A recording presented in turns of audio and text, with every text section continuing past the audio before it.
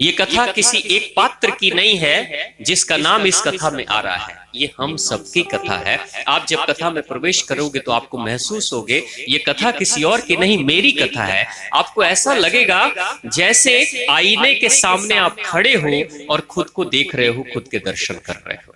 आप लोग कभी कभी अपने आप को देखते हैं ना आईने के सामने, देखते हैं ड्रेसिंग टेबल के आईने के सामने फुल साइज, वैसे ही ये ड्रेसिंग टेबल का आईना है ना। और इसमें आप पूरा अपने व्यक्तित्व को देखेंगे कि हम क्या है, कौन है, कैसे हैं और कहां हमसे सही हो रहा है, कहां हमसे गलती हो रही है। तो कथा है आत्मदेव की। आत्मदेव एक बड़े सीधे साधे भगवान के परम भक्त, भक्ति में लीन रहने वाले आत्मदेव हैं। आत्मदेव घर में सारी तरह की खुशियां हैं, कोई दुख नहीं है, कोई संताप नहीं है, लेकिन एक पीड़ा सता रही है आत्मदेव को। आत्मदेव के पास कोई संतान नहीं है, उनकी कोई संतान नहीं, न पुत्र न पुत्री, कुछ भी नहीं है। तो आत्मदेव को किसी ने कह दिया था कि जब तक संतान नहीं होगी तब तक तुम्हें मुक्ति नहीं मिलेगी, तुम्हारा कल्याण नहीं होगा। तो बेचारे आत्मदेव भगवान के भक्त होने के बावजूद भी इस बात के लिए चिंतित रहा करते थे कि मेरा तो कल्याण होगा ही नहीं, क्योंकि मेरी तो कोई संतान नहीं है, इसलिए वो बेचारे दुखी रहते थे। तो एक दिन की बात है कि समाज के लोगों को देखा कि सब लोग अपने बच्चों के साथ खेल रहे हैं, मौज मस्ती कर रहे हैं, घर में किलकारियां गूंज रही है, बच्चे खेल रहे हैं, बड़े भी खेल रहे हैं। उनको लगा कि मेरा घर सोना है और जब मेरा कल्याण होगा ही नहीं तो ये धन दौलत का, इस सुख सुविधाओं का क्या लेना देना, इससे क्या होने वाला है। तो बहुत ग्लानि से भर के आत्मदेव ने निर्णय किया कि इस जीवन के रहने का भी मकसद क्या है, निरर्थक जीवन है, छोड़ दो, इसे खत्म करो। जब कल्याण होना ही नहीं है तो प्राकृतिक मृत्यु से भी मरूंगा तो भी कल्याण नहीं होगा, तो बेहतर है पहले ही खत्म करें अपने आप को। तो यही सोचकर आत्मदेव अपने घर से निकल जाते हैं, और घर से जब निकलते हैं तो वन प्रदेश में चले जाते हैं, जंगल में चले जाते हैं आत्महत्या करने के लिए। क्या करने के लिए? आत्महत्या करने के लिए चले जाते हैं। सोच के जाते हैं कि आज मैं मर जाऊंगा, वहीं कहीं नदी वदी में डूब के मर जाऊंगा। तभी तक भगवान की लीला ऐसे होती है कि वहां से एक गुजरते हुए सन्यासी मिल जाते हैं, एक साधु तपस्वी मिल जाते हैं। तपस्वी को जब देखा था आत्मदेव ने तो तपस्वी टहलते हुए आते हैं, एक चट्टान पर बैठ जाते हैं और अपने ध्यान में लीन रहते हैं, बड़े आनंद में रहते हैं, चेहरे पे बड़ी खुशी रहती है उनके, एक ललाट पे चमक रहती है उनके। तो आत्मदेव को महसूस हुआ कि मेरे पास घर भी है, धन दौलत भी है, पत्नी भी है, सब कुछ है, लेकिन फिर भी मेरे चेहरे पे इतनी खुशी नहीं है। इनके पास तो कुछ नहीं है, घर भी रहने के लिए नहीं है, फिर भी इनके चेहरे पे इतनी चमक क्यों है। तो आत्मदेव ने सोचा कि चलो मरना तो है, थोड़ा सा मिल लेते हैं, एक बार बात कर लेते हैं, राज जान लेते हैं, रहस्य जान लेते हैं।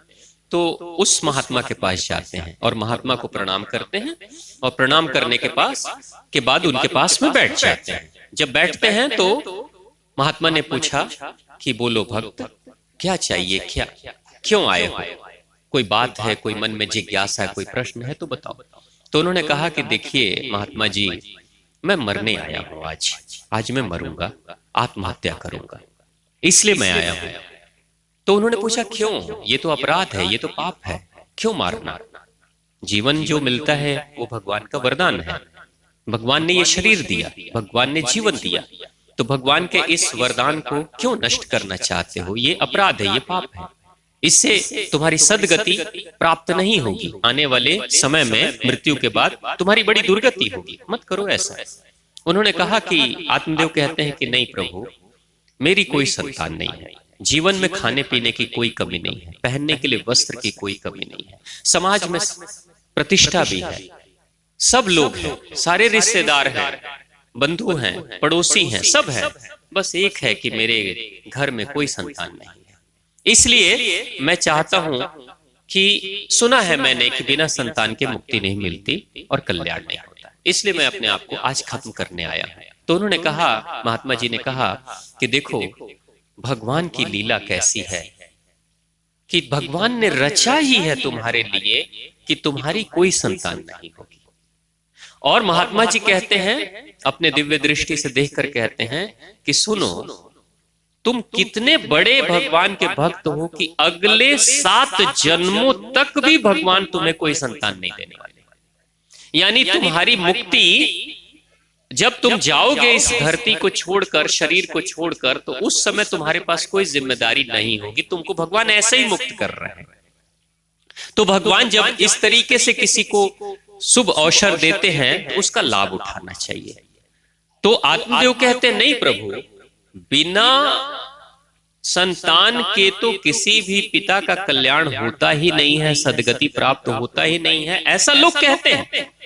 उन्होंने कहा नहीं, ऐसी बात नहीं है। तो वो कहते हैं, पिंड दान कौन करेगा? आत्मदेव कहते हैं कि पिंड दान कौन करेगा मेरे जाने के बाद? अगर कोई पिंड दान ही नहीं करेगा तो मेरा कल्याण, मुझे सदगति प्राप्त कैसे होगी? ये हो ही नहीं सकता है। तो महात्मा समझाते हैं कि देखो, जिनका कोई नहीं होता है उनका भी पिंड दान होता है।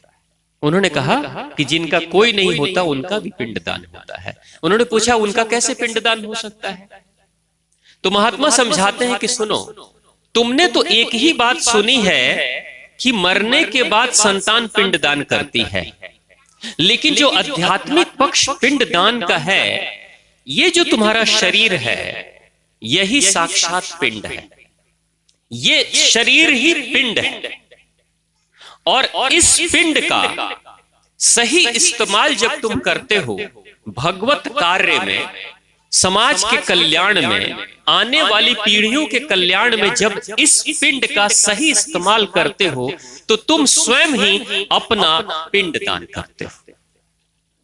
तुम स्वयं ही अपना पिंड दान करते हो। यानी कि कोई व्यक्ति अगर समाज कल्याण, मानव कल्याण के लिए भगवत मार्ग पे अपने को अर्पित कर देता है तो वो अपने आप में एक पिंड दान है। हमने अपने पिंड को दान कर दिया भगवान के कार्य के लिए।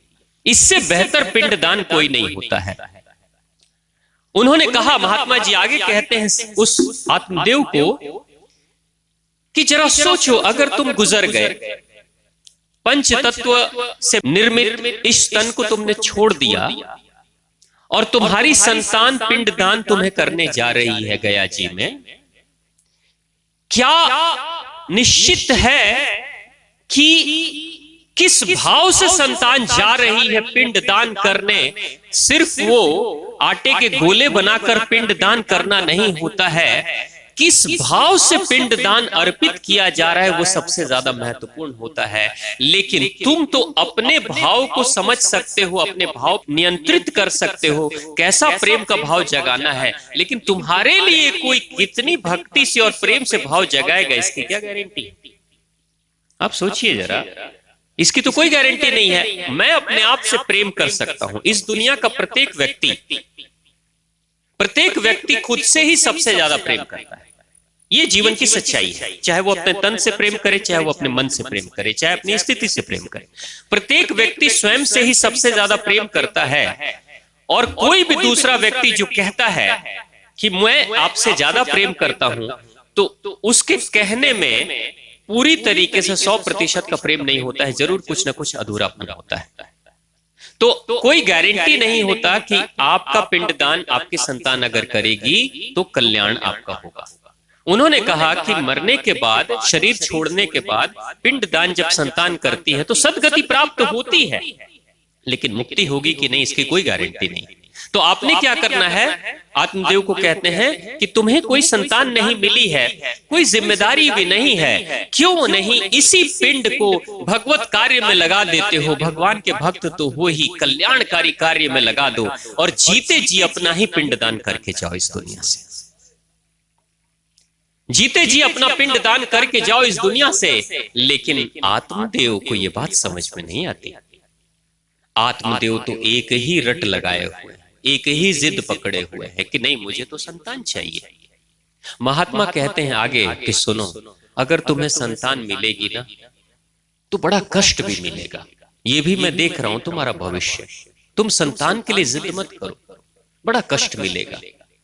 तो आत्मदेव क्या कहते हैं कि छोटी संतान जब होती है, बिस्तर को गीला कर देती है, तो भी माएँ गीले पे सो जाती है, लेकिन खुशी खुशी से सोती है, खुशी खुशी से सोती है। कहाँ किसी को कष्ट होता है। बच्चे नटखट होते हैं, शरारत करते हैं, माँ दुखी होती है, रोती भी है, फिर भी चाहती है मेरा बच्चा मेरे साथ रहे। यानी आत्मदेव, आप सोचिए स्थिति कैसी है। एक भविष्य वक्ता महात्मा सामने हैं और वो कह रहे हैं कि तुम्हारा भविष्य संतान के साथ बहुत कष्टकारी है, लेकिन आत्मदेव अपने तर्क से उनको समझा रहे हैं कि नहीं, यहाँ तो छोटे मोटे कष्ट संतान से जो मिलता है उससे तो माएँ और पिता खुश हो जाते हैं। उनको बात समझ में नहीं आती।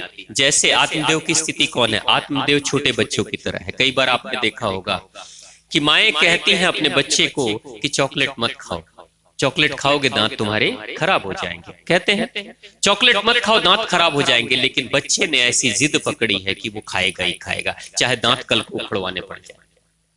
वही हालत आत्मदेव की है। आत्मदेव जिद कर रहा है कि नहीं, मुझे तो संतान चाहिए। और आगे आत्मदेव कहते हैं अगर आपने संतान नहीं दिया, संतान का आशीर्वाद नहीं दिया, तो अभी इसी वक्त आप ही के सामने आत्महत्या कर लूंगा, अभी इसी वक्त आप ही के सामने आत्महत्या कर लूंगा। तो महात्मा कहते हैं ठीक है, अगर तुम्हारी इच्छा यही है और तुम जिद कर रहे हो, कष्ट भुगतने के लिए तैयार हो, तो ठीक है, चलो। तो अपने झोले से एक फल निकालते हैं, अभिमंत्रित करते हैं मंत्रों से, और उसके बाद उस फल को दे देते हैं आत्मदेव को कि ले जाओ, अपनी अर्धांगिनी को सेवन करा देना, वो खा लेगी तो भगवान का आशीर्वाद मिलेगा। फल लेकर आत्मदेव चले आते हैं, खुश हो जाते हैं आत्मदेव कि चलो अब आशीर्वाद मिल गया है, अब तो संतान होगी। तो जब अपने घर पे आते हैं तो उनकी जो अर्धांगिनी है, अर्धांगिनी कौन है? किसी ने ये कथा सुनी है? यहाँ पे हाथ उठाइए, आपने कथा सुनी है। अर्धांगिनी कौन है? नाम याद है? नाम याद है? बड़ा टेढ़ा नाम है, धुंधली। क्या नाम है? धुंधली। नाम है धुंधली। हाँ, अभी धुंधली कौन है पता चलेगा बाद में। धुंधली उनकी पत्नी है। अब धुंधली ऐसी है कि ये है भगवान के भक्त, लेकिन बेचारी जो धुंधली है वो ठीक उल्टा संस्कार, लड़ाई झगड़ा करकसा, भगवान से कोई भक्ति नहीं, कोई पूजा पाठ, कोई भी धार्मिक कार्य में कोई रुचि नहीं। धुंधली ऐसी है। धुंधली पति की भी बात नहीं मानती है, लेकिन बड़े प्रेम से खुश होकर, बहुत प्रेम से खुश होकर धुंधली के पास फल लेकर आते हैं और कहते हैं कि देखो ये फल महात्मा ने दिया है, तुम इसे ग्रहण कर लो, तुम्हें संतान की प्राप्ति होगी। जितना दर्द पिता के, जितना इंतजार पिता के मन में था संतान पाने की, उन्होंने सोचा कि मेरी जो पत्नी और खुश हो जाएगी, क्योंकि प्रत्येक स्त्री चाहती है ना एक दिन में मां बनूं, क्योंकि मां बनना उसके शरीर की पूर्णता है। लेकिन जितने खुशी के साथ में आत्मदेव ने दिया, ये बिल्कुल निराश होकर हाथ में फल ले लेती है और मन ही मन सोचती है ये क्या समस्या है, ये सोचती है ये क्या समस्या है। तो ये तो खुश होकर दे देते हैं। अब धुंधली फल तो ले लेती है और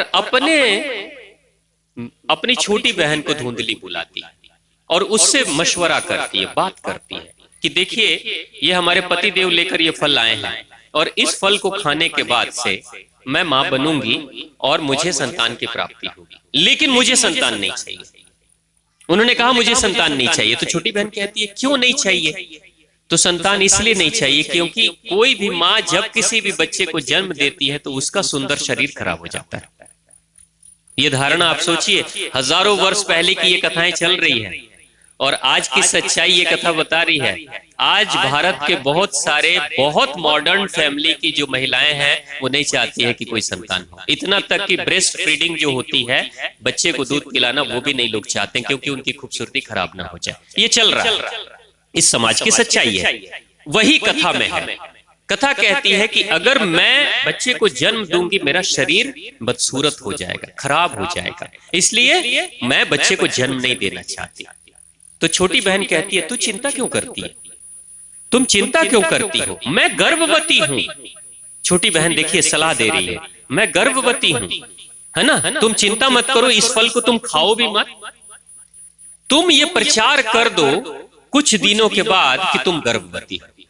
नाटक ऐसे करना कि तुम गर्भवती, यानी अपने शरीर को जैसे भी बनाना होगा, जो भी करना होगा, कपड़ा उपड़ा बांधना होगा, जो करना है कर लेना, लेकिन लोगों को बताना तुम गर्भवती हो। तुम गर्भवती नहीं रहोगे, गर्भ मेरा पलेगा, मेरी संतान धीरे धीरे बड़ी होगी। जब समय आएगा, जब समय आएगा तो मैं बच्चे को जन्म दूंगी और उसके बाद वो बच्चा मैं तुम्हें दे दूंगी और तुम उसे ले लेना, मैं तुम्हारे साथ तुम्हारी सेवा करने, यानी कि बच्चे को जन्म तुमने दिया है, यानी दीदी ने बच्चे को जन्म दिया है, तो छोटी बहन अक्सर आ जाती है ना ससुराल में सेवा करने।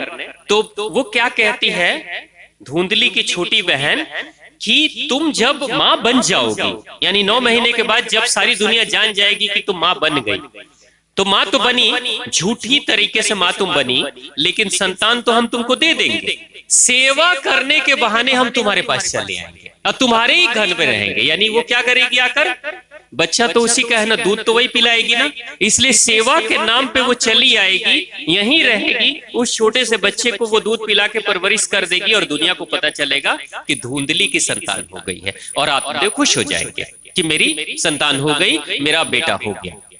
दोनों बहनों ने योजना बना ली और योजना बनाने के बाद से धीरे से यही खबर कुछ दिनों के बाद धुंधली चारों तरफ प्रचारित कर देती है, आत्मदेव को कह देती है कि मैं गर्भवती हूँ।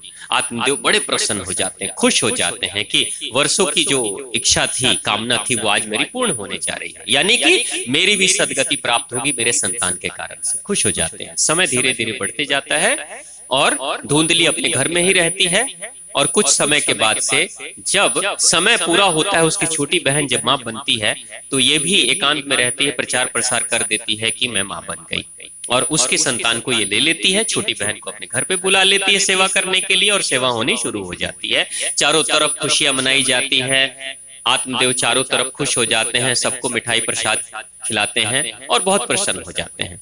धीरे धीरे समय बीतने लगता है, कुछ दिनों तक छोटी बहन सेवा करती है, उसके बाद चली जाती है अपनी बड़ी बहन को अपनी संतान देकर। अब वो जो संतान है वो जब बड़ी हो रही है तो उस संतान का नाम क्या था? संतान का नाम धुंधली का बेटा धुंधकारी, धुंधली का बेटा धुंधकारी, उसका नाम रख दिया धुंधकारी। ठीक है, अब धुंधकारी हो गया। अब धुंधकारी धीरे धीरे बड़ा होने लगा। पिता भक्त हैं, लेकिन धुंधकारी ठीक उल्टा संस्कार वाला, बिल्कुल। और वो जो फल था वो फल कहाँ गया? वो फल ले जाकर गौ माता को खिला देती है, खुद खाती नहीं है, गौ माता को खिला देती है और गौ माता के शरीर से एक इंसानी संतान का जन्म होता है, उसी गौ माता के शरीर से। और वो जो संतान के रूप में बालक जन्म लेता है गौ माता के शरीर से, उसके कान बड़े बड़े हैं गौ माता की तरह, तो उसका नाम क्या हो जाता है? गोकर्ण। उसका नाम गोकर्ण, गौ जैसा कान वाला संतान, जिसका कान गौ जैसा है। अब ये हो जाता है, यानी कि फल एक है, लेकिन उस फल के कारण से 2 संतान हो गई। एक झूठी संतान आ गई फल के कारण से और दूसरी गौ माता की संतान हो गई। यानी अब आत्मदेव को कितनी संतान चाहिए थी? एक ही ना। महात्मा जी ने तो आशीर्वाद दिया एक संतान के लिए, लेकिन आत्मदेव को 2 संतान मिल गई, एक धुंधकारी मिल गया, एक गोकर्ण मिल गया। ठीक है, एक ही घर में। अब यहां देखिए विचित्र लीला कि धुंधकारी बड़ा होने लगा, गोकर्ण भी बड़ा होने लगा। धुंधकारी ठीक उल्टे संस्कार वाला, लड़ाई झगड़ा करने वाला, व्यभिचार करने वाला, भक्ति में कोई रुचि नहीं, भगवान में कोई रुचि नहीं, कोई आस्था नहीं। और ठीक उसके उलट में जो गोकर्ण है वो धीरे धीरे भक्ति वाला होने लगा, भगवान की भक्ति करता था, पिता के सानिध्य में रहता था आत्मदेव के, और पिता से सत्संग करके भगवान के प्रति जो उसकी आस्था थी वो और बढ़ाते रहता था। यानी एक बेटा भगवान का भक्त और दूसरा बेटा बिल्कुल उलट संतान, एकदम शैतान, ऐसा हो गया। ठीक है, अब धीरे धीरे उम्र बढ़ने लगी दोनों की। उम्र जब बढ़ने लगी तो एक समय ऐसा आया कि धुंधकारी छोटी मोटी गलतियां तो पहले करता था, बाद में वो अपनी इच्छा की पूर्ति के लिए चोरी भी करना शुरू कर दिया। और जिस पिता को महात्मा जी ने कहा था ये संतान तुम्हें बड़ी दुख देगी, मत लो, संतान की मांग मत करो, जिद मत करो, इसी संतान से तुम्हें दुख होगा। तो आत्मदेव ने महात्मा को समझा दिया था कि संतान छोटी मोटी गलतियां तो करती है, उसके बाद से थोड़े मोड़े माता पिता दुखी होते हैं, लेकिन फिर भी ऐसी संतान माता पिता चाहते हैं। उनको क्या मालूम था कि महात्मा ने कहा कि तुम्हें ऐसा कष्ट मिलेगा कि वो खून के आंसू तुम रोओगे, ऐसा कष्ट मिलेगा। और कष्ट छोटा मोटा नहीं, जिस पिता की ख्याति दूर दूर तक थी भगवान के भक्त के रूप में, अच्छे व्यक्ति के रूप में, सम्मानित नागरिक के रूप में, उस पिता के बच्चे के कारण से लोग कहते हैं ये चोर का बाप, इसका बेटा डकैती करता है, चोरी करता है, वेश्यावृत्ति करता है। यानी सभी तरह के व्यभिचार, दुनिया में जितने भी गलत कार्य हैं वो सारे गलत कार्य धुंधकारी करता था। धीरे धीरे प्रतिष्ठा खत्म हुई, और सिर्फ प्रतिष्ठा खत्म नहीं हुई, जब कभी वो चोरी नहीं कर पाता था तो उसके बाद से अपने पिता की दौलत छीनता था, बेचता था, और एक दो बार तो उसने अपने पिता पे हाथ भी उठा दिया मारने के लिए। अब पिता बेचारे रोने लगे, पिता एक दिन मार खा के रोने लगे कि ये कैसी संतान मुझे मिल गई। लेकिन इतने वर्षों के बाद अब महात्मा जी याद आ रहे थे कि महात्मा जी ने कहा था कि मत करो, जिद मत करो, प्रभु की लीला है, प्रभु ने जो प्रारब्ध में रचा है उसके अनुसार से जीवन को पूर्णता के साथ स्वीकार करो। अगर कुछ कमी है तो भी स्वीकार कर लो, आशीर्वाद मानकर स्वीकार कर लो। लेकिन उस समय बच्चे की तरह जिद करके आत्मदेव ने अपनी जिद पूरी कराई थी। लेकिन आज जब खून के आंसू रो रहे थे तो वही बालक गौकर्ण, जो गौ माता का बच्चा है, वो आता है और कहता है बाबूजी उम्र तो आपकी भी बढ़ गई है, तो आप क्यों नहीं इस गृह को त्याग करके आप वन क्षेत्र में चले जाते हो, भगवान की साधना करते हो, भगवान की भक्ति क्यों नहीं करते हो? छोड़ो, ये संसार नश्वर है, यहाँ की कोई खुशी अस्थाई नहीं है, न दुख अस्थाई न खुशी अस्थाई, तो उस अस्थाई के चक्कर में क्यों पड़े हुए हो? छोड़ दो, सब छोड़ के चले जाओ। अपने पुत्र के कहने पे पिता आत्मदेव अपने गृह को त्याग करके वन प्रदेश में चले जाते हैं, वहीं कुटिया बनाकर अपनी साधना करने लगते हैं, भगवान की भक्ति करने लगते हैं। संसार से मोह भंग हो गया उनका। लेकिन मैया जो है, धुंधकारी की माँ धुंधली घर में रहती है। अब धुंधकारी भी बुरा इंसान और धुंधली भी बुरी इंसान।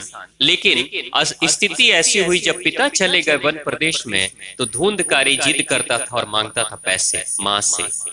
पिता तो है नहीं तो माँ से मांगता था, माँ नहीं दे पाती थी तो माँ को मारना शुरू कर दिया उसने। माँ को मारा, बहुत मारा माँ को, और बाद में चलकर माँ की मौत भी हुई, यानी कि अपने ही बेटे के कारण से माँ की मौत भी हो गई। और उसके बाद वो जो बेटा है धुंधकारी, उसने 5 वेश्याओं से दोस्ती कर ली और उन्हीं के साथ वो रहता था, और 5 वेश्याओं के साथ मौज मस्ती करता था, उनके साथ रहता था। एक दिन की बात है, चोरी करने राजा के घर में चला गया, महल में चला गया, चोरी करके वहां से लाता है, बहुत महंगे महंगे गहने लेकर वो आता है और अपने उन वेश्या मित्रों को देता है कि देखो ये तुम्हारे लिए उपहार में लेकर आया हूं। वो जो वेश्याएं थी उन्होंने सारे गहने तो ले लिए, लेकिन जब उनको पता चला ये गहने राजा के महल के हैं, तो मन ही मन उन्होंने रात में विचार किया कि हो ना हो एक दिन राजा के सिपाही तो इसको पकड़ ही लेंगे, क्योंकि राजा की चोरी हुई है ना, तो राजा तो शांत बैठने वाले हैं नहीं, और इतने महंगे गहने तो किसी आम इंसान के होते नहीं हैं। कभी न कभी पता तो चलेगा ही कि चोर कौन था, और एक न एक दिन ये पकड़ा जाएगा, और जिस दिन ये पकड़ा जाएगा उस दिन सिर्फ ये नहीं पकड़ा जाएगा, हम भी सब पकड़े जाएंगे, क्योंकि हम इसके साथ रहते हैं। इसलिए बेहतर क्या होगा, आपस में 5 वेश्याओं ने निर्णय किया क्या बेहतर करें, तो कहा सारा धन ले लो, जो दौलत है सब ले लो, इसको मार डालो। उसके बाद क्या हुआ, रात्रि में ही उसे मदिरा पान करा के नशे में डालकर उन वेश्याओं ने उसको मारना शुरू कर दिया। अब बेचारा बेहोश जैसा था, अधमरा जैसा था, बेहोशी में था, क्या करता। उसके बाद मार रही थी लेकिन ये मर नहीं रहा था। उसको फांसी लगाया उन लोगों ने, गले को बांधा, तो भी नहीं मरा। बड़ा कहते हैं कि एकदम जान जो जिद्दी जान थी उसकी, तब भी नहीं मरा। अंत में उन 5 वेश्याओं ने उसके मुंह में जलते हुए अंगारे, आग के अंगारे उसके मुंह में डाल दिए और जल के मर गया। रात में वो मर गया। यानी जिनसे उसने दोस्ती की थी उन्हीं दोस्तों ने उस धुंधकारी को उसकी दौलत लेकर मार डाला। उधर वो मर गया और जो गौकर्ण है, अब घर में कोई नहीं है। पिता तो वन में चले गए, माता तो गुजर चुकी है, कुएं में जाकर वो आत्महत्या करके मर चुकी थी, माता चली गई, धुंधकारी भी मर गया और गौकर्ण तीर्थ यात्रा करने निकल गया घर छोड़कर। पिता वन में और गौकर्ण तीर्थ यात्रा करने निकल गया। तीर्थ यात्रा करते हुए वो कई जगहों पे घूमते हुए लौट कर वो आया, और लौट कर जब वो आया किसी स्थान पे था तो उसको खबर मिली कि मेरा जो भाई है धुंधकारी वो गुजर गया है, वो मर गया है। तो उसे जब खबर मिली तो उसने कहा कि पिता तो वन प्रदेश में है, उनको खबर नहीं है, तो मैं पिंडदान करने जाऊंगा। तो गौकर्ण पिंडदान करने गया, गया जी में पिंडदान करने गया, और गया जी में जब पिंडदान उसने की तो करने के बाद वो निश्चिंत हो गया कि चलो मेरे भाई को मुक्ति मिल गई होगी। वो रात में किसी आश्रम में सोया था, तो उसी समय रात में बहुत डरावनी आवाज आने लगी। ऐसा लगा जैसे कोई रो रहा है, कोई कलप रहा है, कोई तड़प रहा है। तो बेचारा गौकर्ण डरने लगा। गौकर्ण जब डर रहा था तो उसने पूछा, रात के अंधेरे में डरते हुए कौन हो तुम? ऐसी आवाज क्यों निकाल रहे हो? तुम क्यों दुखी हो? तो वो आवाज जो आ रही थी अंधेरे से, उस आवाज ने कहा, तुम मुझे पहचाने नहीं, मैं तुम्हारा भाई हूं, मैं तुम्हारा भाई हूं। उसने पूछा, कौन से भाई? तो वो कहता है, मैं ही तो धुंधकारी हूं। तो गौकर्ण कहते हैं, धुंधकारी हूं, मैंने तो तुम्हारा पिंड दान कर दिया, तुम्हें तो मुक्ति मिल गई होगी, तो फिर तुम यहां क्या कर रहे हो? उसने कहा कि मुझे मुक्ति नहीं मिली। तो गौकर्ण कहते हैं कि तुम्हें मुक्ति क्यों नहीं मिली? मैंने खुद अपने हाथों से दान किया है, पिंडदान किया है, क्यों नहीं मुक्ति मिली? तो वो कहता है, इतना पाप किया हूं ना, इतना पाप किया हूं, छोटा मोटा पाप किया होता, गलती भूल की होती तो जल्दी मुक्ति मिल जाती, लेकिन इतना पाप का बोझ है कि हल्के फुल्के पिंडदान से मेरी मुक्ति मिलने वाली नहीं है। तो गौकर्ण कहते हैं धुंधकारी को, उस प्रेत को, वो भूत बन चुका था, प्रेत था वो, उसको कहते हैं कि सुनो, चिंता मत करो, कल मैं सुबह जब सूर्य वंदना करूंगा तो सूर्य देव से पूछूंगा कि मुझे क्या करना चाहिए तुम्हारी मुक्ति के लिए। सुबह नींद खुलती है गौकर्ण की, और जब सूर्य उपासना, स्नान, नित्य क्रिया से निवृत्त होने के बाद जब भगवान सूर्य की उपासना करते हैं, तो भगवान सूर्य की उपासना के बाद जब भगवान सूर्य के दर्शन होते हैं तो गौकर्ण भगवान सूर्य से बात करते हैं, कहते हैं, हे प्रभु एक पल के लिए रुक जाओ, कुछ बात करनी है। भगवान सूर्य देव ठहर जाते हैं और कहते हैं, बताओ क्या कहना चाहते हो?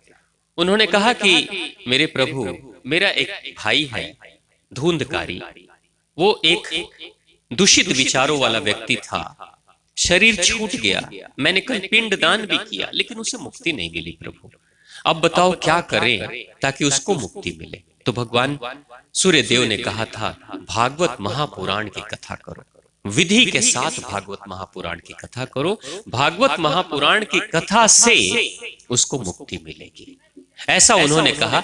और भागवत महापुराण की कथा उन्होंने आयोजित की, जिसमें यजमान भी थे, अनेक भक्त भी थे, और कथा हो रही थी। लेकिन इतनी भीड़ थी, जिस जगह पर कथा हो रही थी इतनी भीड़ थी कि बैठने के लिए कोई जगह नहीं मिली। और कथा तो यजमान करा रहे थे, लेकिन उस कथा को सुनने वाला, हृदय की गहराई से सुनने वाला कौन था? कौन था कथा को सुनने वाला? धुंधकारी। धुंधकारी ने कहा कि मैं कथा सुनूंगा। गौकर्ण ने कह दिया था कि भगवान सूर्य देव ने कहा कि तुम कथा सुनोगे तो तुम्हारी मुक्ति मिलेगी। कोई स्थान नहीं मिला तो बांस के अंदर, आपने देखा ना बांस में खोखला होता है, बांस अंदर से खोखले होते हैं, तो बांस के अंदर प्रेत आत्मा, प्रेत तो कहीं भी घुस जाए, भूत तो कहीं भी चले जाए, माता जी भूत तो कहीं भी चले जाए, देखें भूत को कहीं भी चले जाए, तो वो बांस के अंदर घुस के, उस खाली से खोखले के अंदर, बांस के अंदर घुसकर वहां जाकर कथा जहां हो रही थी वहीं बैठकर कथा सुनने लगा। जैसे जैसे कथा होने लगी वैसे वैसे पहले दिन की कथा में, ये देखिए ब्लास्ट हुआ ना, ऐसा ही ब्लास्ट हुआ था, ऐसा ही बांस फटा, पहले दिन ऐसे ही बांस फटा था। और पहला कोपल 7 उसके थे, 7 बांसों में होते ना बॉक्स बने होते, तो पहला जो पट था उसका फट गया, जैसे ये फटा ना, यहां भी किसी को मुक्ति मिल रही है। तो वो पहला जो गांठ थी, पहली गांठ बांस की, वो फट गई पहले दिन। दूसरे दिन की कथा हुई, दूसरी गांठ फटी। तीसरे दिन की कथा हुई, तीसरी गांठ फटी। यानी गांठ फट रही है, यानी कि बांस फट रहा है, खुल रहा है, टूट रहा है। तो धीरे धीरे चौथे, पांचवें, छठे, 7वें दिन सारी गांठ उसकी टूट गई, फट गई, बांस खुल गया। और उसी बांस में से एक दिव्य पुरुष बाहर निकलता है। कथा के समाप्ति के अंतिम दिन एक दिव्य पुरुष निकलता है, एक दिव्य ओज के साथ, तेज के साथ वो बाहर निकलता है और सामने आकर खड़ा हो जाता है। और जब सामने खड़ा होता है तो प्रणाम करता है अपने भ्राता को, गोकर्ण को, और कहता है, हे गोकर्ण, तुम्हारे कारण से मुझे मुक्ति मिली है, प्रेत योनि से मुक्ति मुझे मिली है, इसलिए तुम्हें बहुत बहुत धन्यवाद कि तुम्हारे कारण मुझे मुक्ति मिली। अब मुझे आशीर्वाद दो, आज्ञा दो, अनुमति दो कि मैं प्रभु के लोक में जाऊं और इस तरह के गलत कार्य फिर कभी ना करूं। तो वही वो क्षण था जब भागवत कथा की कथा को सुनकर एक प्रेत आत्मा को भी मुक्ति मिली थी, एक शैतानी शक्ति को। इंसानों की तो दूर की बात है, भूत पिशाचों को भी मुक्ति मिल जाती है इस भागवत महापुराण के कारण से। तो प्रेम से बोलिए भागवत महापुराण की। ये धुंधली धुंधकारी आत्मदेव ये कौन है, कहाँ रहते हैं और कब मिलती है मुक्ति, और किसको मिलती है, किसको नहीं मिलती है, ये सिर्फ कथा नहीं है, वो हमारे ही, अब हमारे को ही, हम ही को उस ड्रेसिंग टेबल के सामने खड़ा किया जा रहा है। यानी आप ही अपने आप को देखोगे, स्वयं को कैसे देखोगे? सामने सब लोग खड़े हो गए, शीशे के सामने खड़े हो जाइए, मन से सोचिए कि आपके सामने शीशा है, सामने फुल साइज मिरर, ठीक है? हाँ बेटा, है ना? आप खड़ी होती है ना वैसे सामने मेकअप करने। Good good. तो आत्मदेव का मतलब होता है आत्मा। प्रत्येक व्यक्ति की जो आत्मा है वही आत्मदेव है। आत्मा ही आत्मदेव, यानी हमारे सबकी आत्मा है, हम आत्मदेव हैं। अब आत्मदेव की शादी किससे होती है? किससे होती? धुंधली। ये धुंधली कौन है? आत्मदेव की शादी हो रही है धुंधली से, लेकिन ये धुंधली कौन है? यही बुद्धि है हमारी, धुंधली बुद्धि। आप देखिए, जितने एड़ा टेढ़ा काम, उल्टे सीधे काम सब दिमाग में चलता है ना, सारी योजनाएं प्लानिंग बनती है ना, सारी राजनीति, कूटनीति, षड्यंत्र। माता जी, आप लोग षड्यंत्र करते हैं? बहुत ज्यादा करते हैं। आप सब इस गांव की माताएं तो नहीं करती होंगी, मतलब बाबूजी भी नहीं करते होंगे, मैं किसी और गांव की बात कर रहा हूँ। यहाँ के लोग तो बहुत सीधे साधे हैं, लेकिन ये सारे षड्यंत्र आप लोग देखते हो ना टीवी सीरियल में, सास बहू की कहानियां। कितने लोग देखते हैं? जरा हाथ उठाइए। सास बहू की कहानियां, सास बहू की कहानियां। हाँ, आप लोग नहीं देखते? देखते हैं, बहुत बढ़िया। सीखते हैं, कुछ सीखते हैं, कुछ सीखे माता जी, कुछ सीखे। क्या सीखनी? लड़ाई उड़ाई ठीक सीख ले बनी ना।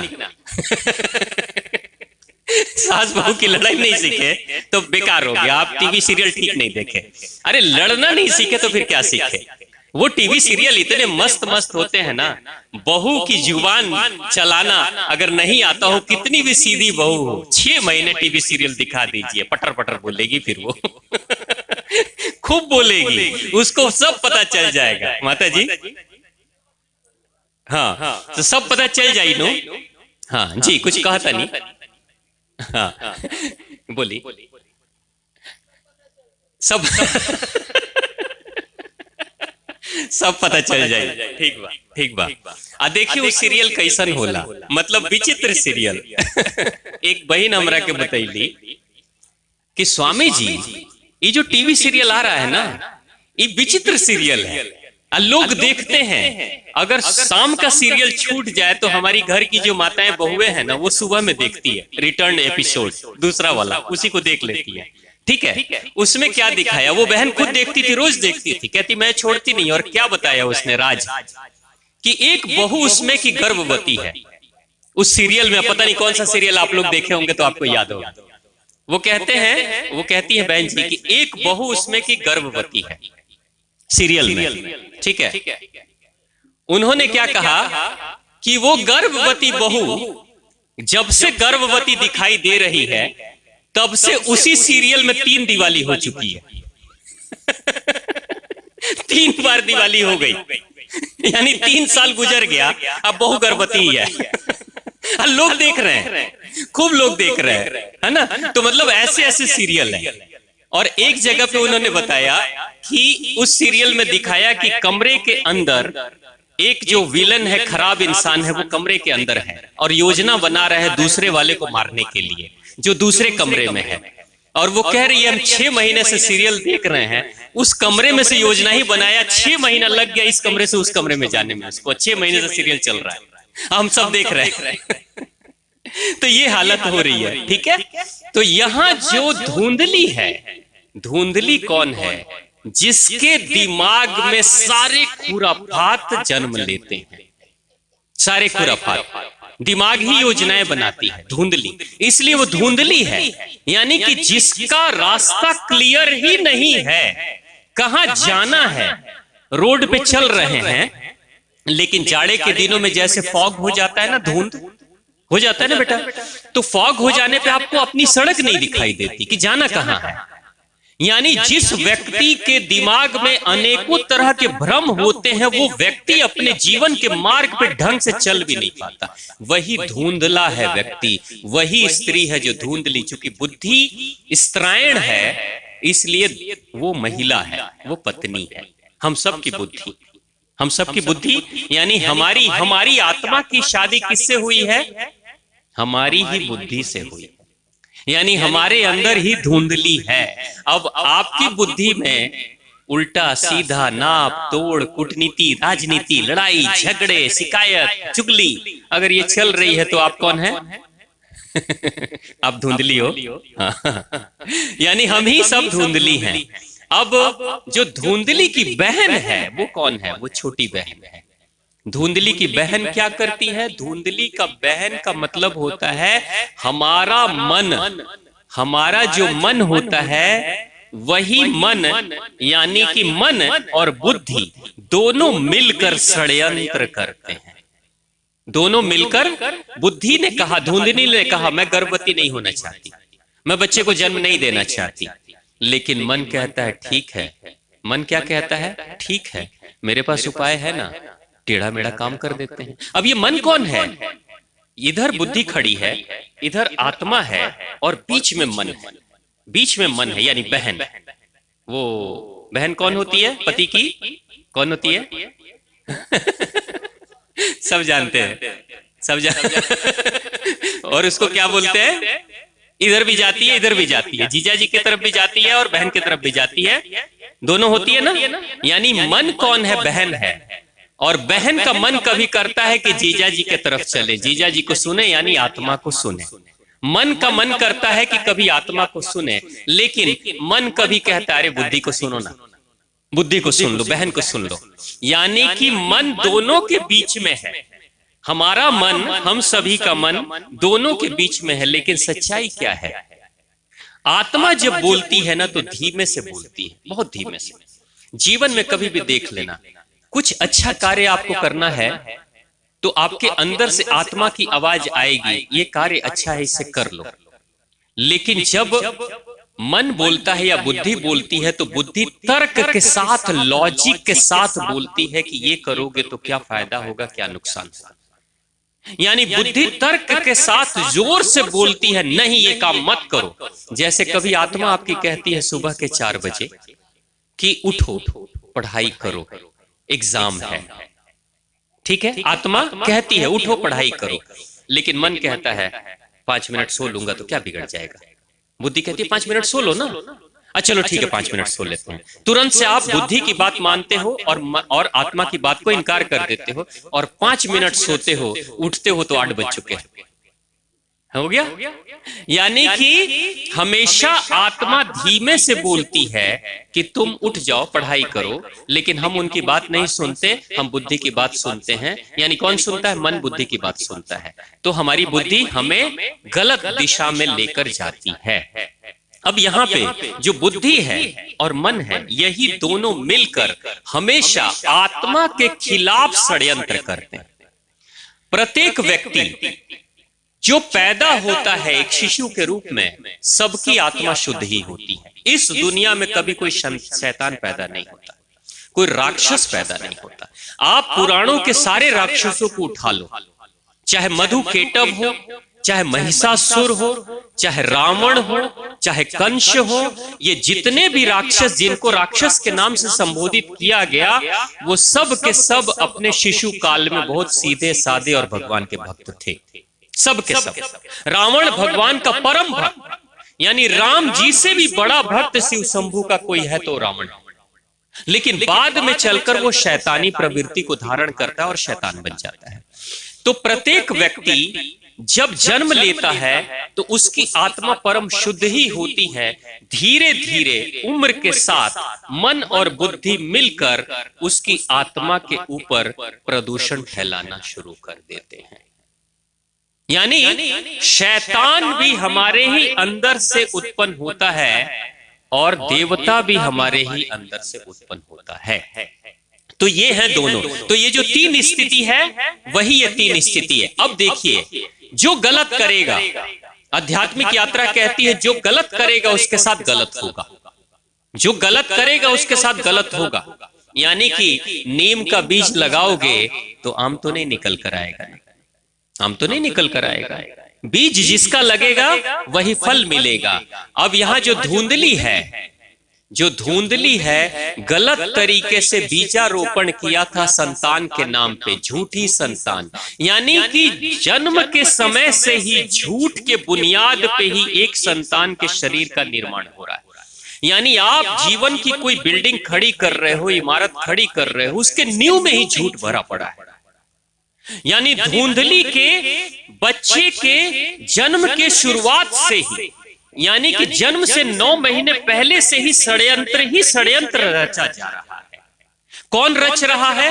बुद्धि भी रच रही है और मन भी रच रहा है। और मन छोटी बहन है, बुद्धि बड़ी बहन है। जो मां गर्भवती है वो मां अपने भी बच्चे के लिए झूठ का, फरेब का, धोखे का निर्माण कर रही है। अब एक मां गर्भस्थ शिशु के समय में, जब कोई मां गर्भवती होती है, उस समय अगर वो झूठ बोलती है, झूठ सोचती है, षड्यंत्र करती है, तो क्या उसकी संतान धर्मात्मा बन जाएगी? होगा ऐसा? आप अगर शैतानी बुद्धि रखोगे, शैतानी मन, षड्यंत्र वाला मन आपका होगा, तो आपकी संतान भी शैतानी ही होगी, ये निश्चित है। अब उसने, धुंधली ने मिलकर षड्यंत्र किया अपने बहन के साथ। नतीजा क्या हुआ? परिणाम के रूप में नतीजा क्या हुआ? धुंधकारी जैसा बच्चा पैदा हुआ। लेकिन जो धुंधकारी बच्चा पैदा हुआ, क्या बचपन में खराब था? बचपन में खराब था? बिल्कुल नहीं था। पिता बहुत प्रेम करते से आत्मदेव उससे, लेकिन बुराई का बीज, झूठ का, फरेब का बीज, मन के मैल का बीज तो बचपन में ही चला गया ना। और समय के साथ उसका विकास हुआ, समय के साथ उसका विकास होता है।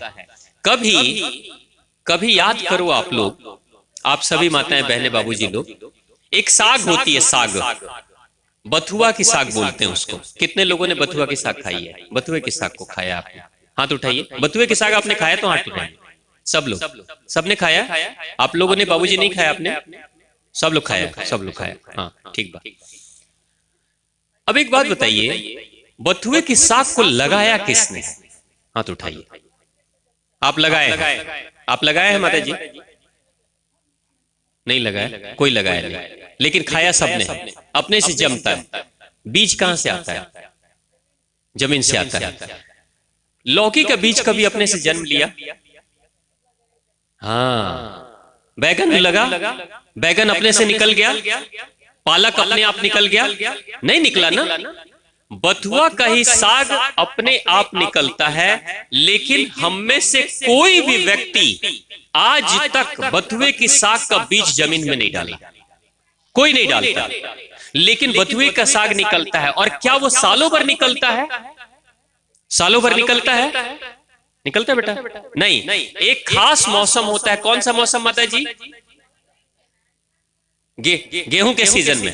गेहूं के सीजन में, जबकि इसका मतलब गेहूं के सीजन में किसी ने गेहूं डाला तो नहीं ना बीज, यानी वो बीज है ना जमीन में, और समय के साथ, मौसम के साथ अनुकूल समय आएगा तो बथुए का साग निकल जाएगा।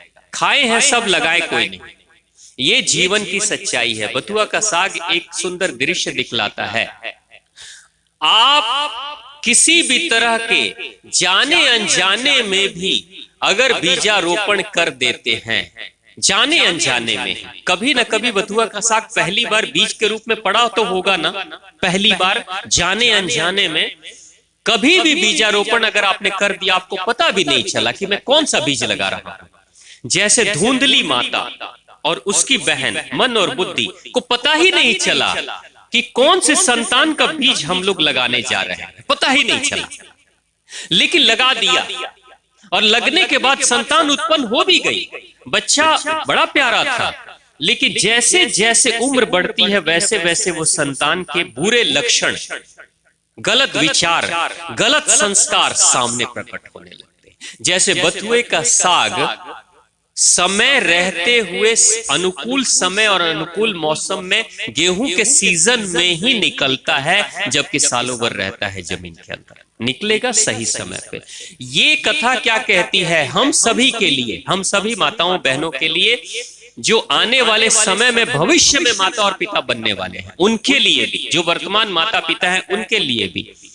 आपकी संतान का बीजारोपण जब आप करते हो तो आपने क्या ध्यान देना है कि आपकी मन की स्थिति क्या है। आपकी मन की जो स्थिति होगी, आपकी बुद्धि की जो स्थिति होगी, यहीं पे संतान के जन्म का बीजारोपण होगा। एक पिता मुझसे मिले और कहते हैं कि स्वामी जी बड़ा दुख होता है, मेरा बेटा शराब पीता है, बहुत दुख हो रहा है। मैंने पूछा कि आप शराब पीते हो?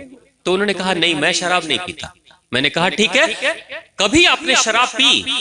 तो हाँ, पहले पीता था, घर में नहीं पीता था, बाहर पी लेता था, मुंह हाथ धो के बढ़िया से घर में चला आता था, किसी को पता नहीं चलता था। मैंने पूछा कि क्या जब इस बच्चे का जन्म हुआ उस समय आप शराब पीते थे? तो उन्होंने कहा कि हाँ उस वक्त पीते थे, अब तो छोड़ दिया।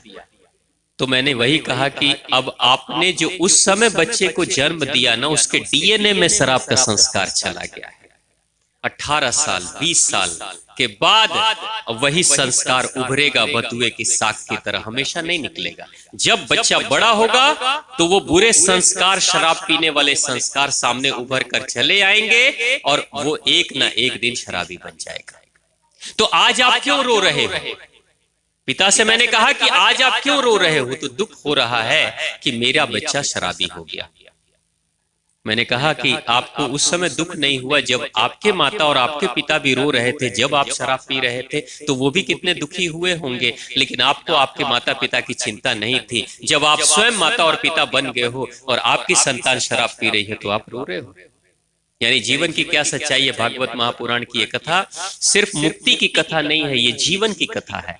हम सब के लिए आईने की तरह ये कथा सामने दिखा रही है कि मन में, बुद्धि में, विचारों में किस तरह के, क्योंकि ये मन और बुद्धि जो है ना, यही मिट्टी है हमारे व्यक्तित्व की। इस मिट्टी में कैसा बीजारोपण कर रहे हैं और जैसा बीजारोपण करेंगे। धोखा दिया था धुंधली ने, धोखा दिया था अपने पति को, झूठ बोला था समाज से कि मैं मां बन रही हूं या ये मेरी संतान है। उसकी बहन ने भी धोखा दिया, बहन यानी बुद्धि और मन दोनों ने। आप सोचिए, जिस दिन धुंधली का बेटा धुंधकारी बड़ा हुआ तो बात तो आत्मा ने भी नहीं मानी थी उस महात्मा की बात को, तो आत्मा भी मार खाती है उसी संतान से, यानी आत्मदेव भी मार खाता है। बैरागी हो जाता है, जंगल में चला जाता है। लेकिन सबसे ज्यादा पिटाई किसकी होती है? धुंधली की होती है, जिसने इस सारे षड्यंत्र की शुरुआत की थी। सबसे ज्यादा बुद्धि मार खाती है, सबसे ज्यादा। और जब बड़ी बहन मार खाएगी तो छोटी बहन खुश रहेगी। यानी जिस समय धुंधकारी बड़ा हुआ, जब अपनी मां को मारने लगा, तो उसकी मौसी भी दुखी हुई। यानी प्रत्येक व्यक्ति का कर्म ही जब उसको मारने लगता है, बुरा कर्म, तो उस समय वो व्यक्ति सबसे ज्यादा दुखी होता है और अपने आप से कहता है, दूसरे से नहीं कहता, एकांत में कहता है, हे भगवान ये गलती मैंने क्यों की, ये भगवान मैंने ये गलती क्यों की। लेकिन जो बीजारोपण आपने कर दिया, अब तो हो गया, अब तो फल तो चखना ही पड़ेगा। यानी कथा क्या कह रही है कि हम सब धुंधली हैं, हम सब धुंधकारी को पैदा कर सकते हैं और धुंधकारी मारेगा बाद में हम ही को। इतना विवश किया उस मां को, उस धुंधली को इतना विवश किया कि कुएं में कूद कर आत्महत्या कर ली। आप सोचिए, झूठ ने मारा ना, धुंधली को किसने मारा? धुंधली के षड्यंत्र ने ही धुंधली को मारा। यानी जो चिट्ठियां हम लिखेंगे उसका जवाब हमारे पास ही आएगा। आप किसी चिट्ठी में गाली गलौज लिखकर भेज दीजिए, तो वहां से जो जवाब के रूप में चिट्ठी आएगी, क्या उसमें आपकी तारीफ होगी? गालियां लिख कर आएंगे। जो हम देंगे दूसरे को, इस समाज को, इस ब्रह्मांड को, भगवान को, भगवान तथास्तु। आप भगवान की प्रतिमा को जब भी देखेंगे, कहीं भी फोटो देखिएगा, भगवान का हाथ ऐसे उठा रहता है आशीर्वाद के रूप में। भगवान क्या कहते हैं? भगवान क्या कह रहे हैं कि जो तुम, यानी भक्तों को भगवान कहते हैं, जो तुम मांगोगे, जो भी तुम्हारे मन में इच्छा होगी, वो बात आएगी, हम तो कहेंगे तथास्तु, वही हो जाए जो तुम चाहते हो। जब कोई व्यक्ति बुराई की कामना करता है, तो भगवान उसमें भी कहते हैं तथास्तु, चलो, यानी बुराई ही तुमको मिलेगी। यानी जैसा हम करेंगे वैसा हमें मिलेगा, ये ध्यान रखने की जरूरत है। और सबसे बड़ी बात कि जिस गांव में ये घटना घटी थी, जिस गांव में आत्मदेव रहते थे, उस गांव के बगल से एक नदी बहती थी, उसको तुंगभद्रा नदी कहते थे। वो जो तुंगभद्रा नदी बहती थी, उसी के किनारे आत्मदेव रहते थे। तो वो जो तुंगभद्रा नदी है, वो कौन है? वो शरीर है हमारा। और तुंगभद्रा का मतलब होता है, तुंग का मतलब होता है बहुत, भद्रा का मतलब होता है भद्र, अच्छा। यानी जो बहुत कल्याणकारी नदी है, उसी को तुंगभद्रा नदी कहते हैं। वो नदी कहां है, कहां बहती है? आपने कोई नदी देखी है? आपके पास कोई नदी है? नहीं है। ये शरीर, इसकी एक एक नसें, जिसमें धमनियों में रक्त प्रवाहित हो रहा है, वो एक एक नदियां हैं। इस पूरे शरीर में, आपके शरीर में कहीं कोई स्थिरता है? अगर पूरे शरीर का स्कैन किया जाएगा, तो नसों में रक्त भाग रहा है, ऊपर से नीचे, आगे से पीछे, चारों तरफ। जैसे नदी कभी रुकती नहीं, वैसे ही इस शरीर की गति कभी रुकती नहीं है। निरंतर निरंतर हम चल रहे हैं। उसका सबसे बड़ा प्रमाण है हमारी चलती हुई सांसें, धड़कता हुआ दिल, पाचन क्रिया करते हुई हमारी पाचन क्रिया, किडनी का फिल्ट्रेशन, ये कभी नहीं रुकता। दिल कभी छुट्टी लेता है? सांसें कभी कहती है आज बहुत थक गई हूं, सांस नहीं लूंगी। कोई छुट्टी मिलती है? आप लोगों को छुट्टी चाहिए। दिल जिस दिन से धड़कना शुरू हुआ, अंतिम समय तक धड़केगा। सांसें जब से चलनी शुरू हुई, अंतिम समय तक सांसें चलते रहेंगी। खून में, नसों में जो रक्त प्रवाहित हो रहा है, अगर वो रुक जाए कहीं पे भी, किसी भी मोड़ पर, तो डॉक्टर कहते हैं ब्लॉकेज हो गया है, ऑपरेशन करो, नहीं तो हार्ट अटैक हो सकता है। यानी कि नसों में भी दौड़ने वाला जो रक्त है, अगर वो रुक जाता है, तो इंसान अपने मौत की दिशा में आगे बढ़ने लगता है।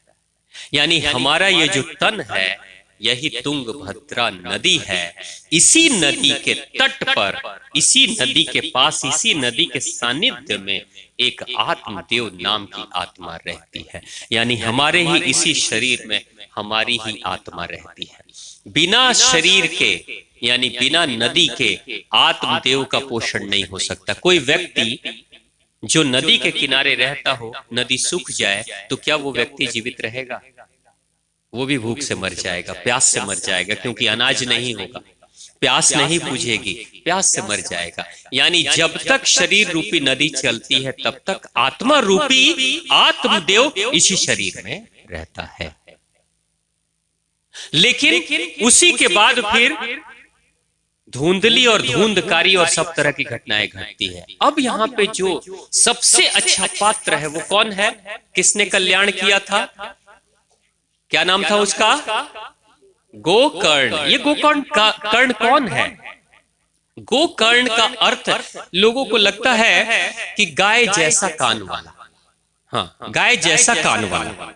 यहाँ पे गाय जैसा कान वाले का गहरा अर्थ है, आध्यात्मिक अर्थ है। गोकर्ण का मतलब होता है ऐसा कान जो ज्ञान पाने के लिए ललायित रहता है। गो का मतलब सिर्फ गौ माता नहीं होती, गो का मतलब ज्ञान भी होता है। इसलिए तो भगवान श्री कृष्ण को गोपालक बोला गया। गोपालक का मतलब सिर्फ गाय को पालने वाला नहीं होता। गोपालक का मतलब होता है वो जो ज्ञान देता है, ज्ञान लेता है। इसलिए इस धरती पर सबसे ज्यादा, सबसे बेहतरीन ज्ञान देने वाले कोई हैं तो गोपालक श्री कृष्ण है। वो गाय को नहीं पालते, गाय तो पल रही है, लेकिन वो ज्ञान को पालते हैं। इसलिए भगवान श्री कृष्ण को कहा किसकी पूजा करो? भगवान कृष्ण क्या कहते हैं? इंद्रदेव की पूजा मत करो। मना किया था ना, इंद्रदेव की पूजा मत करो। तो लोग दुखी हो गए थे, इंद्रदेव कहते हैं नाराज हो गए थे। तो उस नाराजगी के पीछे कथा क्या कहती है? इंद्रदेव, भगवान ने उस इंद्रदेव की बात नहीं की थी। भगवान कहते हैं तुम्हारे अंदर जो इंद्रिय है, मन है, इंद्रियों का स्वामी मन है, इसकी बहुत पूजा करोगे तो भक्ति करोगे, उसी में रमे रहोगे। तो जो धुंधकारी है वो क्या कर रहा था? इंद्रियों की ही तो पूजा कर रहा था ना। धुंधकारी इंद्रियों की ही पूजा कर रहा था। वो इंद्रियां कौन थी? वही 5 वेश्याएं हैं। वो 5 वेश्याएं कौन है? जिसका स्वाद धुंधकारी ले रहा है, पागल बना है, अंधाधुन जिसकी दीवानगी में पागल हो रहा है, वो धुंधकारी 5 वेश्याओं के साथ रहता है। वो कौन है? स्वाद। हम लोग स्वाद के पीछे कितने पागल होते हैं। एक व्यक्ति मुझे मिले थे, उनको लीवर सोराइसिस की समस्या थी। डॉक्टर ने कह दिया था शराब पीने के कारण से लीवर खराब हो रहा था। डॉक्टर ने कहा पूरी तरीके से शराब को बंद कर दो, नहीं तो मर जाओगे। लेकिन वो व्यक्ति इतना ज्यादा शराब के लत में डूबा था कि जब दिल्ली एम्स में गया, वहां इलाज कराया, और इलाज कराने के बाद जब लौट कर आ रहा था तो डॉक्टर साहब का जो प्रिस्क्रिप्शन था, उस प्रिस्क्रिप्शन के नीचे एक लाइन लिखी गई थी जो वो बाद में दिखाता था व्यक्ति सभी को, घर वाले को, कि देखो डॉक्टर साहब ने क्या लिखा है। डॉक्टर साहब ने लिखा है कि कभी कभी शराब पी सकते हो और मांस खा सकते हो, ये लिखा है। उसने डॉक्टर से लिखवाया या खुद लिख दिया? प्रिस्क्रिप्शन पे खुद ही लिख दिया। और जब घर वाले कहते थे बाबूजी शराब नहीं पीनी, मांस नहीं खानी, वो कहते थे ये देखो ना सर्टिफिकेट में लिखा है, प्रिस्क्रिप्शन में लिखा है कि कभी कभी खा सकते हो, कभी कभी। तो लोग जो घर की पत्नी, अब सोचिए कोई पति इतना उबा देता है कि पत्नी भी, उसका भी दिमाग पक जाता है। पत्नी कहती है, छोटे बच्चे, वो व्यक्ति अभी करीब ये 4 साल पहले की घटना मैं बता रहा हूं। उस समय उसके बच्चे, 2 बच्चे थे, 2 बेटों की उम्र 10 और 12 साल की थी। 2 बेटों की उम्र 10-12 साल, और उस व्यक्ति की उम्र थी कम से कम 40 से 45 साल, यंग व्यक्ति। पत्नी की उम्र, जब 40-45 साल का पति है तो पत्नी तो और छोटी होगी।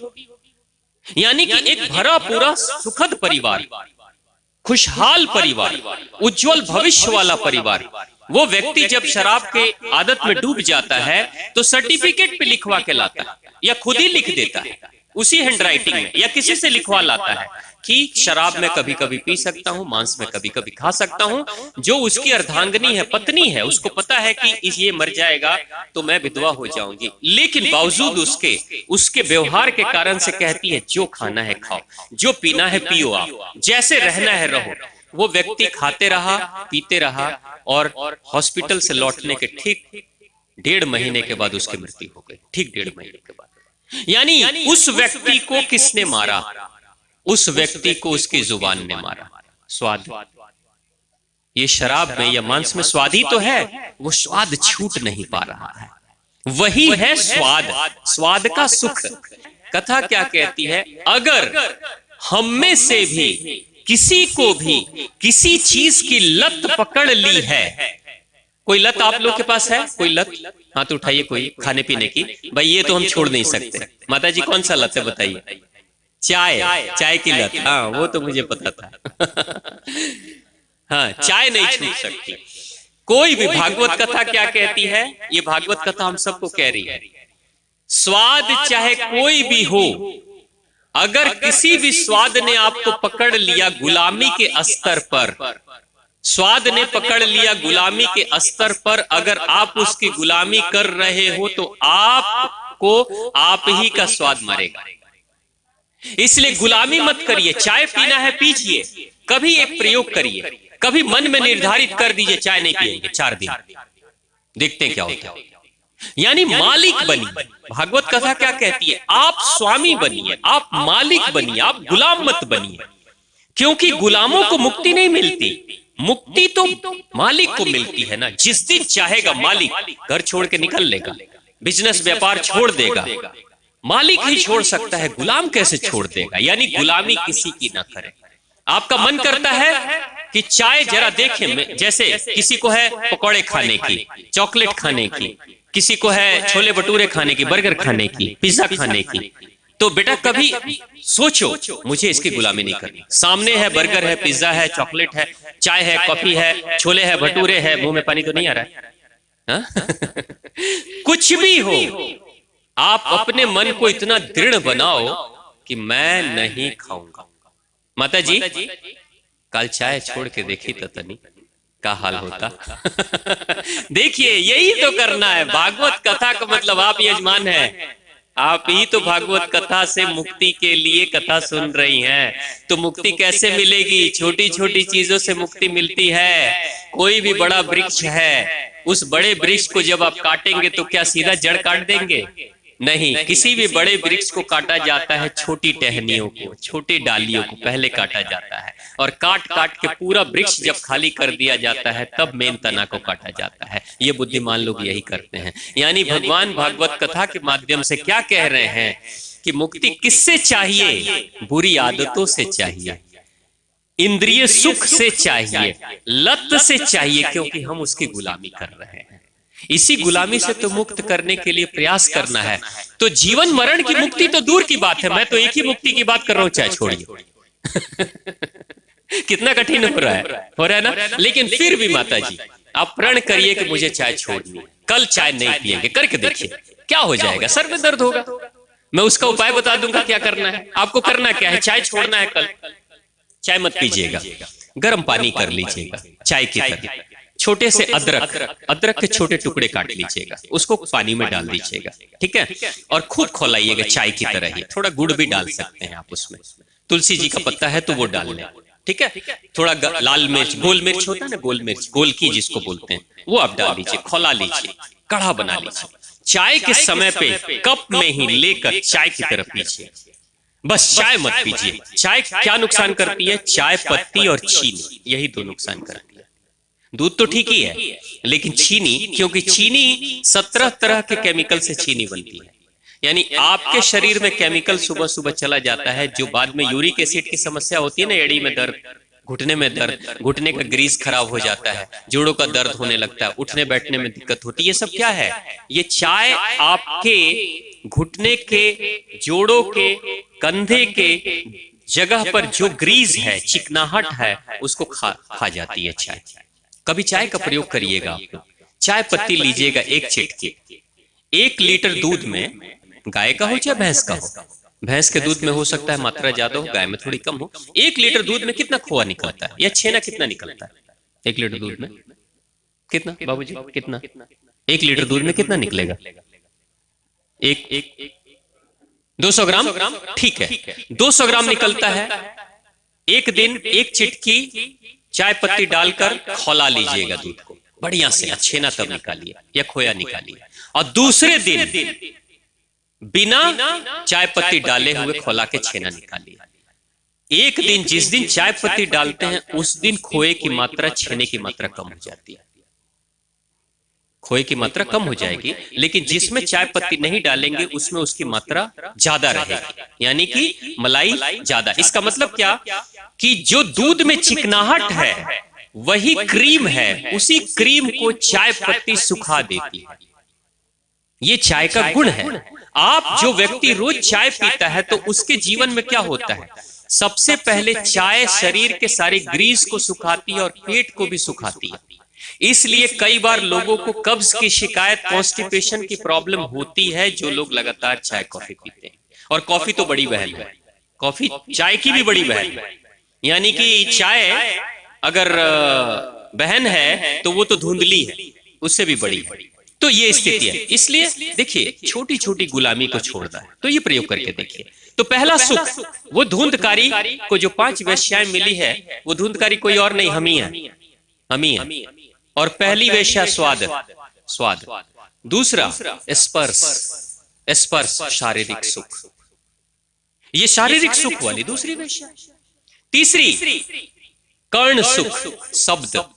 शब्द का मतलब कोई ऐसी बात जो आपको अच्छी लगती हो और उसका मन करता है बार बार उसको हम सुने, और उसके सुनने के लिए आप किसी भी स्तर पे चले जाते हैं। जैसे कुछ लोगों को अपनी तारीफ सुनना बड़ा अच्छा लगता है, कुछ लोगों को तारीफ सुनने में बड़ा आनंद आता है। तो ऐसे लोग, जो लोग इस तरह के शब्द रूपी उसका साथ पकड़ लेते हैं, उसकी गुलामी करते हैं, तो ऐसे व्यक्तियों को बहुत आसानी से कोई भी व्यक्ति बिजनेस, व्यापार, आम जिंदगी में अच्छी मीठी मीठी बातें करके धोखा दे देता है। होता है ऐसा। यानी आपकी तारीफ, झूठी तारीफ कोई करके आपको लूट लेगा। जिन लोगों के साथ ऐसी घटनाएं घटती है कि मित्र कहते हैं चलो तुम तो मेरे जिगरी दोस्त हो, तुम्हारे लिए तो जान भी हाजिर है, ले जाते हैं, नशा करते हैं, खाते हैं और पीते हैं साथ में, और दूसरे दिन पता चला कि मित्र की जमीन गई, क्योंकि रात में ही नशे में ही साइन भी हो गया कागजात पे और अंगूठा भी उन्होंने लगा के वो चले आए हैं। यानी कोई मीठी मीठी बातें करके, शब्द से खुश करके लूट सकता है, जैसे वेश्या ने मार डाला। उस धुंधकारी को मारने वाले कौन है? वही 5 लोग हैं। उस धुंधकारी को मारने वाले वही 5 लोग हैं। यानी शब्द भी मारता है, स्पर्श भी मारता है, आपका जो मन है वो भी मारता है। यानी हमारे ही अंदर हमारी ही प्रवृत्तियां, हमारी ही गुलामी, हमारी ही इच्छाएं हमको मारती है। यही है धुंधकारी। यानी हम भी धुंधकारी करेंगे, किसी चीज की गुलामी करेंगे, तो एक ना एक दिन उसी बंधन में हम फंसकर उलझकर मरेंगे। हमारी हालत कैसी होगी? उस बकरी की तरह होगी। बकरी कभी भी किसी भी फंदे में फंस जाती है तो आपको, कभी आपने देखा होगा बकरी को मारता कौन है? कभी भी देख लेना, बकरी अगर कहीं खूंटे में बंधी हुई है, गले में रस्सी बंधी है, अगर गलती से फंस गई झाड़ियों में, किसी लकड़ी में, डंडे में बकरी फंस गई, तो बकरी इतना छटपटाती है, इतना छटपटाती है कि अपने ही गले में रस्सी को और लपेट लेती है और खींचते रहती है, खींचते रहती है, अंत में गला घोट कर खुद ही मर जाती है। ऐसा होता है ना बकरियों के साथ। यानी ऐसे व्यक्ति, भागवत महापुराण की कथा कहती है, ऐसा व्यक्ति जो बकरियों की तरह किसी फंदे में फंस रहा है, चाहे स्पर्श सुख का हो, चाहे स्वाद का हो, चाहे गंध का हो, चाहे शरीर के सुख का है, किसी भी फंदे में अपने आप को बांध रहा है, तो एक दिन जब उस फंदे की स्थिति विपरीत दिशा में होने लगेगी, प्रतिकूल स्थिति में होने लगेगी, तो उसी चाहत में और मिले और मिले और मिले, एक दिन उसी बंधन में खुद को बकरी बनाकर मार के गला घोटकर मर जाता है। धुंधकारी को मारने वाला कोई और नहीं, धुंधकारी को मारने वाले उसकी ही इंद्रियों का सुख था, लत थी, जिसके कारण से वो मुक्त नहीं हो पाया और अंत में वो मारा जाता है। लेकिन उसे मुक्ति देने वाला कौन है? गोकर्ण है। गोकर्ण का अर्थ होता है जिसके पास ज्ञान है। ज्ञान किसके पास? कौन है ज्ञानी? ज्ञानी का मतलब मुझे पता है कि इसका होगा क्या, क्या असर। जैसे जो ज्ञानी होगा उसको पता है कि जुआ खेलने का असर क्या होता है, उसको पता है शराब पीने का असर क्या होता है, नशा करने का असर क्या होता है, किसी की शिकायत करने का, लड़ाई झगड़े करने का असर क्या होता है। ज्ञानी को पता होता है कि पैसे का फिजूल खर्च करेंगे तो उसका असर क्या होगा, पता होता है। तो ये ज्ञानी वही है, यानी इसलिए वो गोकर्ण है। गोकर्ण का ही अर्थ होता है जिसके कान ज्ञान को सुनने के लिए ललायित हैं। गोकर्ण कान, यानी आप सब ज्ञान सुन रहे हैं, भागवत महापुराण का ज्ञान सुन रहे हैं, तो बताइए यहाँ गोकर्ण कितने लोग बैठे हुए हैं? हाथ उठाइए जरा, गोकर्ण लोग हाथ उठा दीजिए, जोरदार तालियां अपने लिए। यानी हम सब यहाँ पे जो भगवान की भगवत कथा के ज्ञान अमृत का स्वाद चख रहे हैं। कैसे ये ज्ञान मिल रहा है? कैसे माता जी? आंखों से मिल रहा है ना, आंखों से बेटा, आंखों से मिल रहा है ना ज्ञान, स्पर्श से मिल रहा है, स्पर्श से मिल रहा है। तू हिलाती है, सर ही हिला रही है, हर बात में सर हिला रही है, बोल नहीं रही है। बताओ, स्पर्श से, आंखों से, आंखों से मिल रहा है। माता जी को आंखों से ज्ञान मिल रहा है। बहुत बढ़िया। ज्ञान तो सुनने से अंदर जाता है। कहां से जाता है? कान से। यानी कि जो ज्ञान सुनने के लिए, गो के लिए, यानी ज्ञान के लिए जिसके कान खुले हैं, वही गोकर्ण है, हम ही गोकर्ण। और जब कान से ज्ञान जाएगा तो किसके पास जाएगा? बुद्धि के पास जाएगा। कान से ज्ञान जाएगा तो किसके पास? बुद्धि के पास। और बुद्धि के पास जाएगा तब कहां जाएगा? बुद्धि कहेगी अच्छा ज्ञान, बुद्धि कहेगी अच्छा ज्ञान है, तब वो मन के पास जाएगा। अब देख रहे हैं यहाँ पे गोकर्ण के माध्यम से चीजें बदल रही हैं। कान से ज्ञान गया, बुद्धि के पास गया, यानी धुंधली के पास गया। धुंधली तो मार खा के, पिटाई खा के, धुंधकारी से अब सुधर गई है। कहती है ना बाबा, अब गलत काम नहीं करना, अब झूठ काम, गलत फरेब, फालतू के काम, झूठ फरेब नहीं करना, सुधर गई है। तो धुंधली कहती है सुनो मेरी बहना, बहना छोटी बहन, मन उसको कहती है सुनो चुपचाप तुम भी स्वीकार कर लो, ये उलट पुलट की जो सलाह तुम दी थी उसी के कारण से इतनी पिटाई लगी है ना। तो उसके बाद से बुद्धि स्वीकार करती है, फिर मन स्वीकार करता है। और जब मन स्वीकार करता है तो मन कहता है ये ज्ञान तो बहुत पहले आत्मदेव दे भी रहा था, लेकिन उसकी नहीं सुने, तो मन धीरे धीरे आत्मा के दिशा में आगे की तरफ बढ़ने लगता है। यही है संसार और यही है अध्यात्म।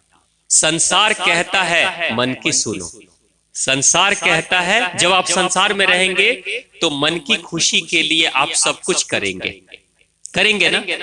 यानी मन की खुशी का मतलब इंद्रियों की खुशी के लिए आप सब कुछ करेंगे, लेकिन सब कुछ करके ऊब जाएंगे, दुखी हो जाएंगे, जीवन का नाश कर लेंगे, तब कहेंगे हे भगवान मुक्ति दिलाओ, छोड़ो ये सब बेकार है।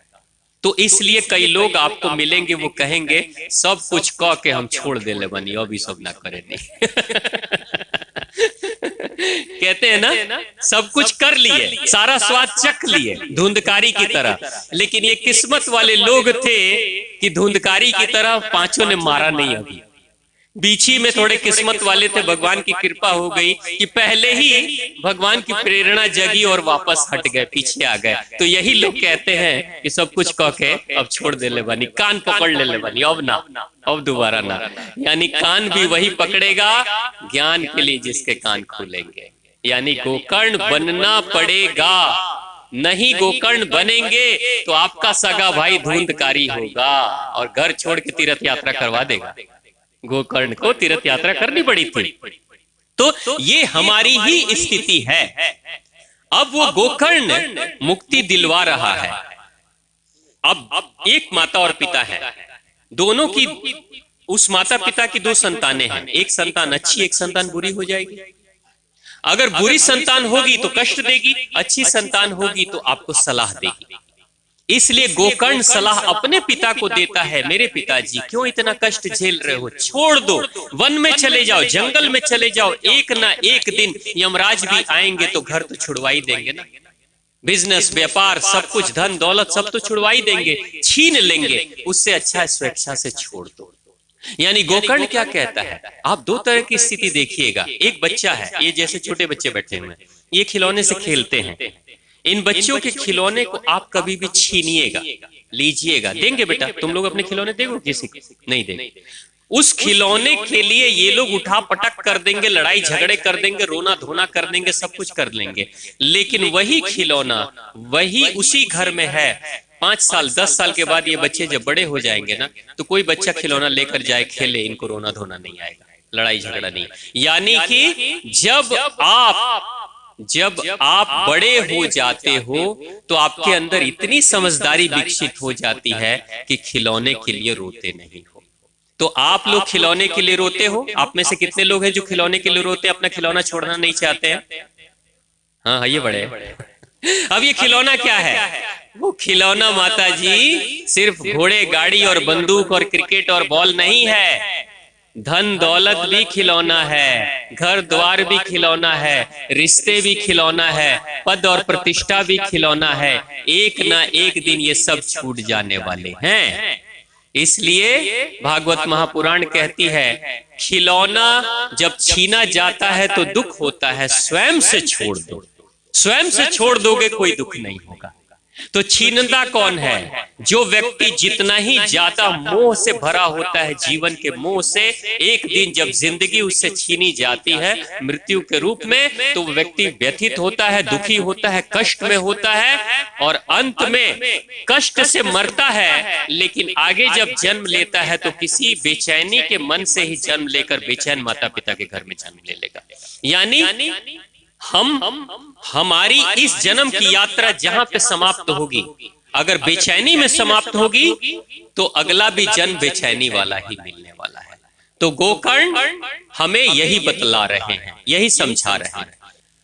कथा जहां हो रही थी जिस स्थान पे, वहां पे इतनी भीड़ थी जब गोकर्ण कथा कर रहे थे कि बैठने के लिए जगह नहीं थी। आप जरा सोचिए, किसके बैठने के लिए? प्रेत के बैठने के लिए।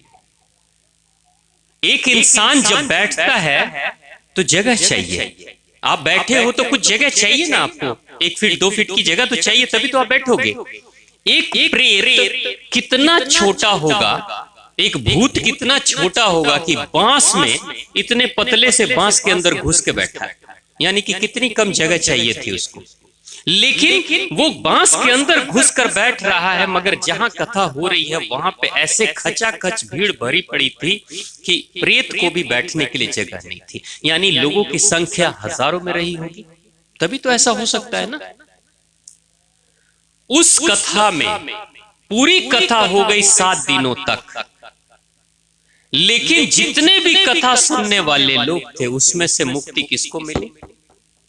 एकमात्र प्रेत को मुक्ति मिली जो बांस के फटने के बाद 7 जो उसके गांठें थी, 7 गांठें जब फटी है बारी बारी से 7 दिनों में, तो 7वें दिन एक प्रेत दिव्य पुरुष के रूप में बनकर सामने आकर खड़ा हो गया।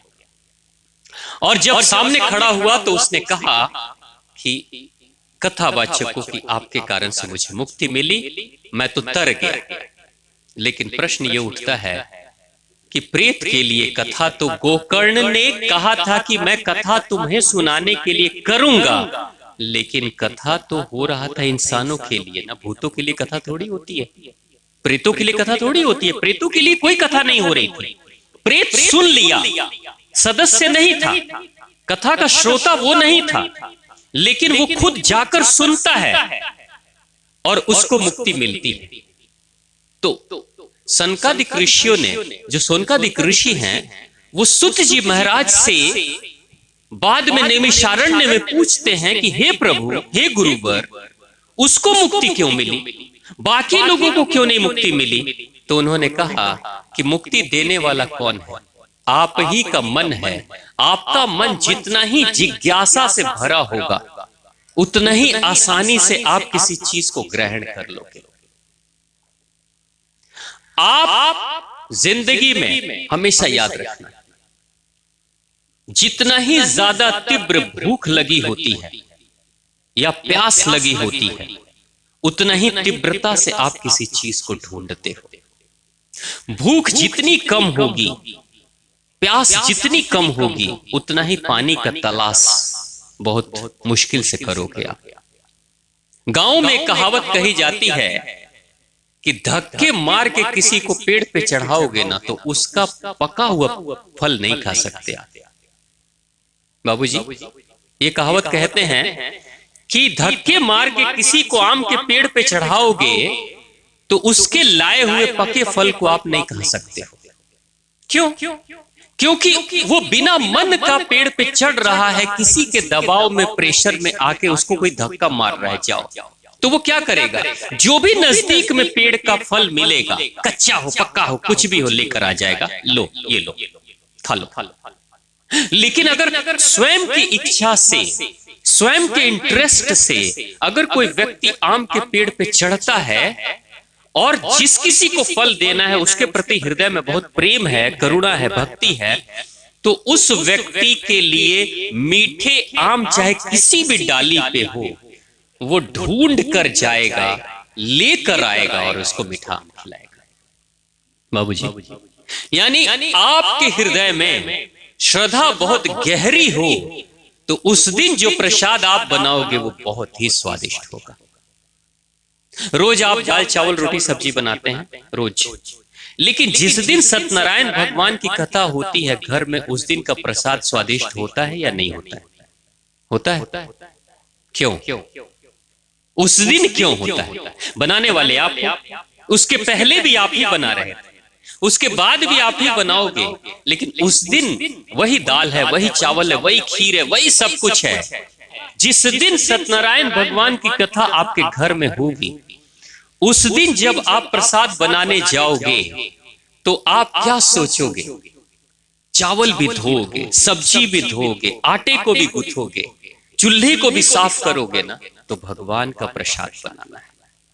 दूध को भी जिस बर्तन में रखना है ना, तो ज्यादा बेहतर सफाई करोगे, भगवान का प्रसाद बनाना है। हो सकता है आप किचन की भी बेहतर लिपाई पुताई करोगे, बढ़िया से सफाई करोगे। हो सकता है कि आम दिनों में किचन में प्रवेश कर जाते हो, लेकिन उस दिन स्नान करके ही किचन में प्रवेश करोगे, यानी तन भी शुद्ध, मन भी शुद्ध और मन भी शांत होगा।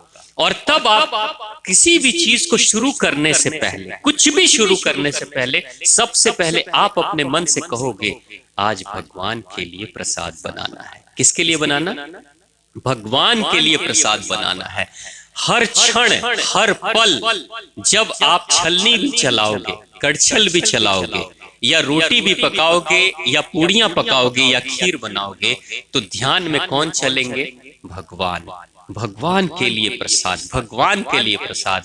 तो उस दिन वही हाथ हैं, वही हाथ आपके हैं, वही आंखें देख रही है, वही मस्तिष्क है, सब कुछ वही है, लेकिन भाव उस दिन का पवित्र है। इतना गहरा पवित्र भाव है कि उस दिन घर वालों के लिए भोजन नहीं बना रहे हो, उस दिन भगवान के लिए प्रसाद बना रहे हो।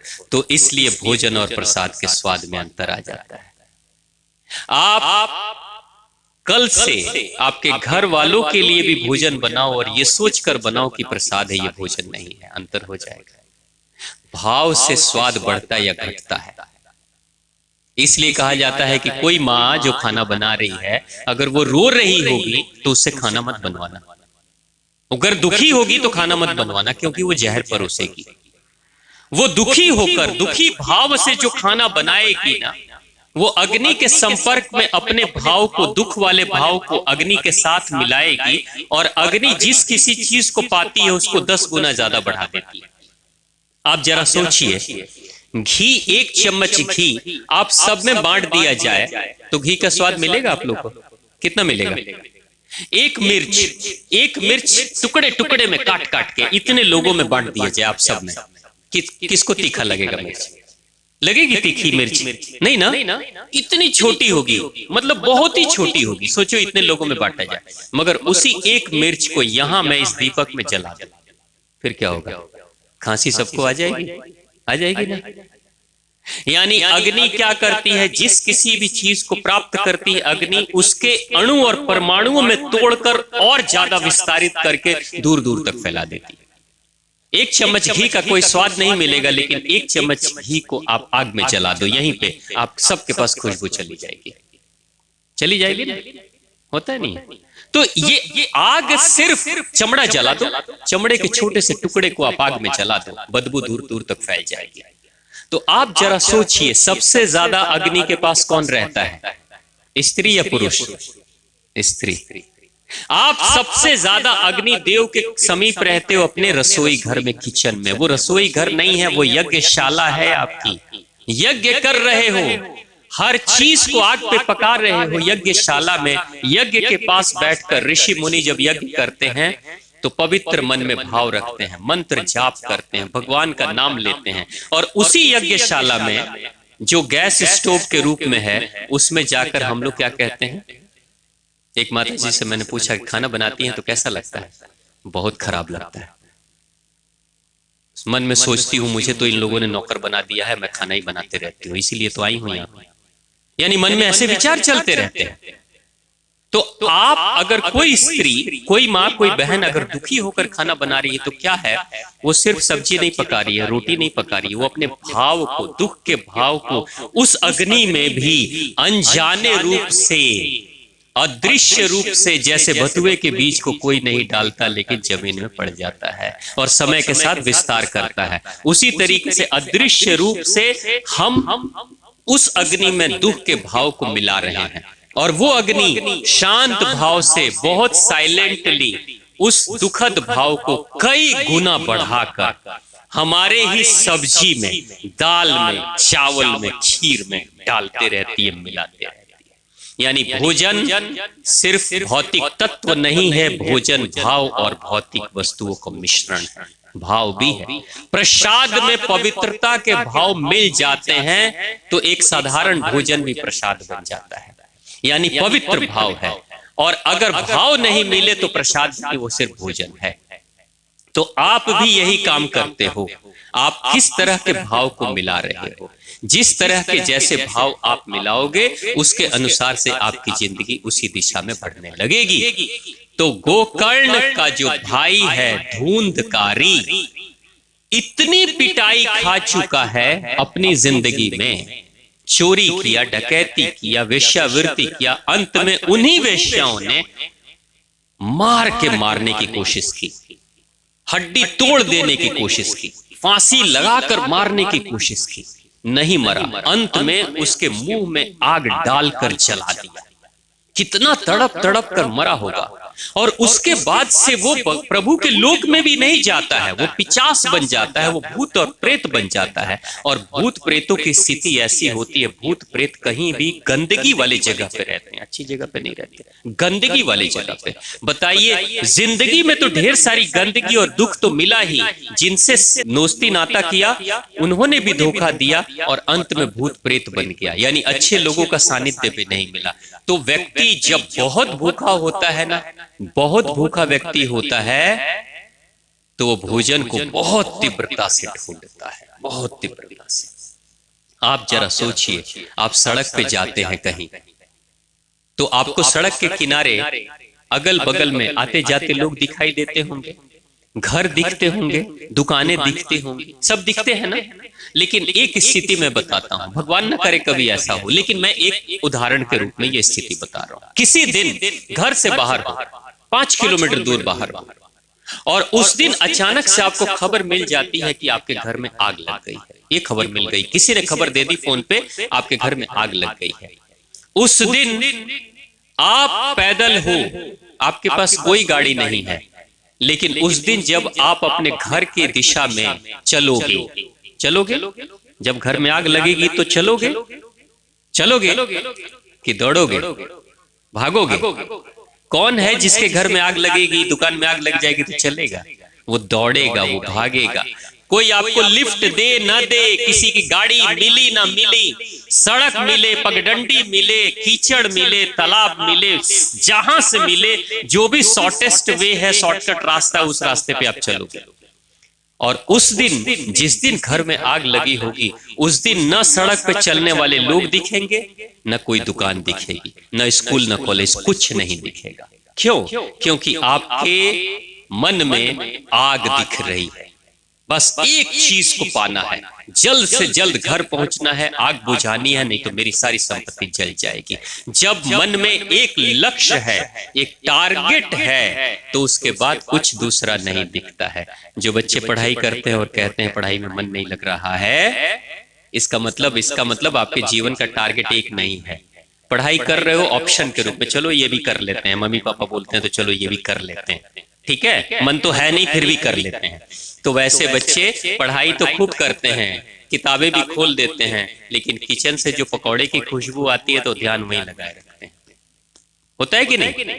आप लोग के साथ नहीं होता? आप अच्छे बच्चे हो आप सब तो, हाँ, लेकिन ऐसा होता है। तो जीवन में गोकर्ण का भाई धुंधकारी क्या कह रहा है?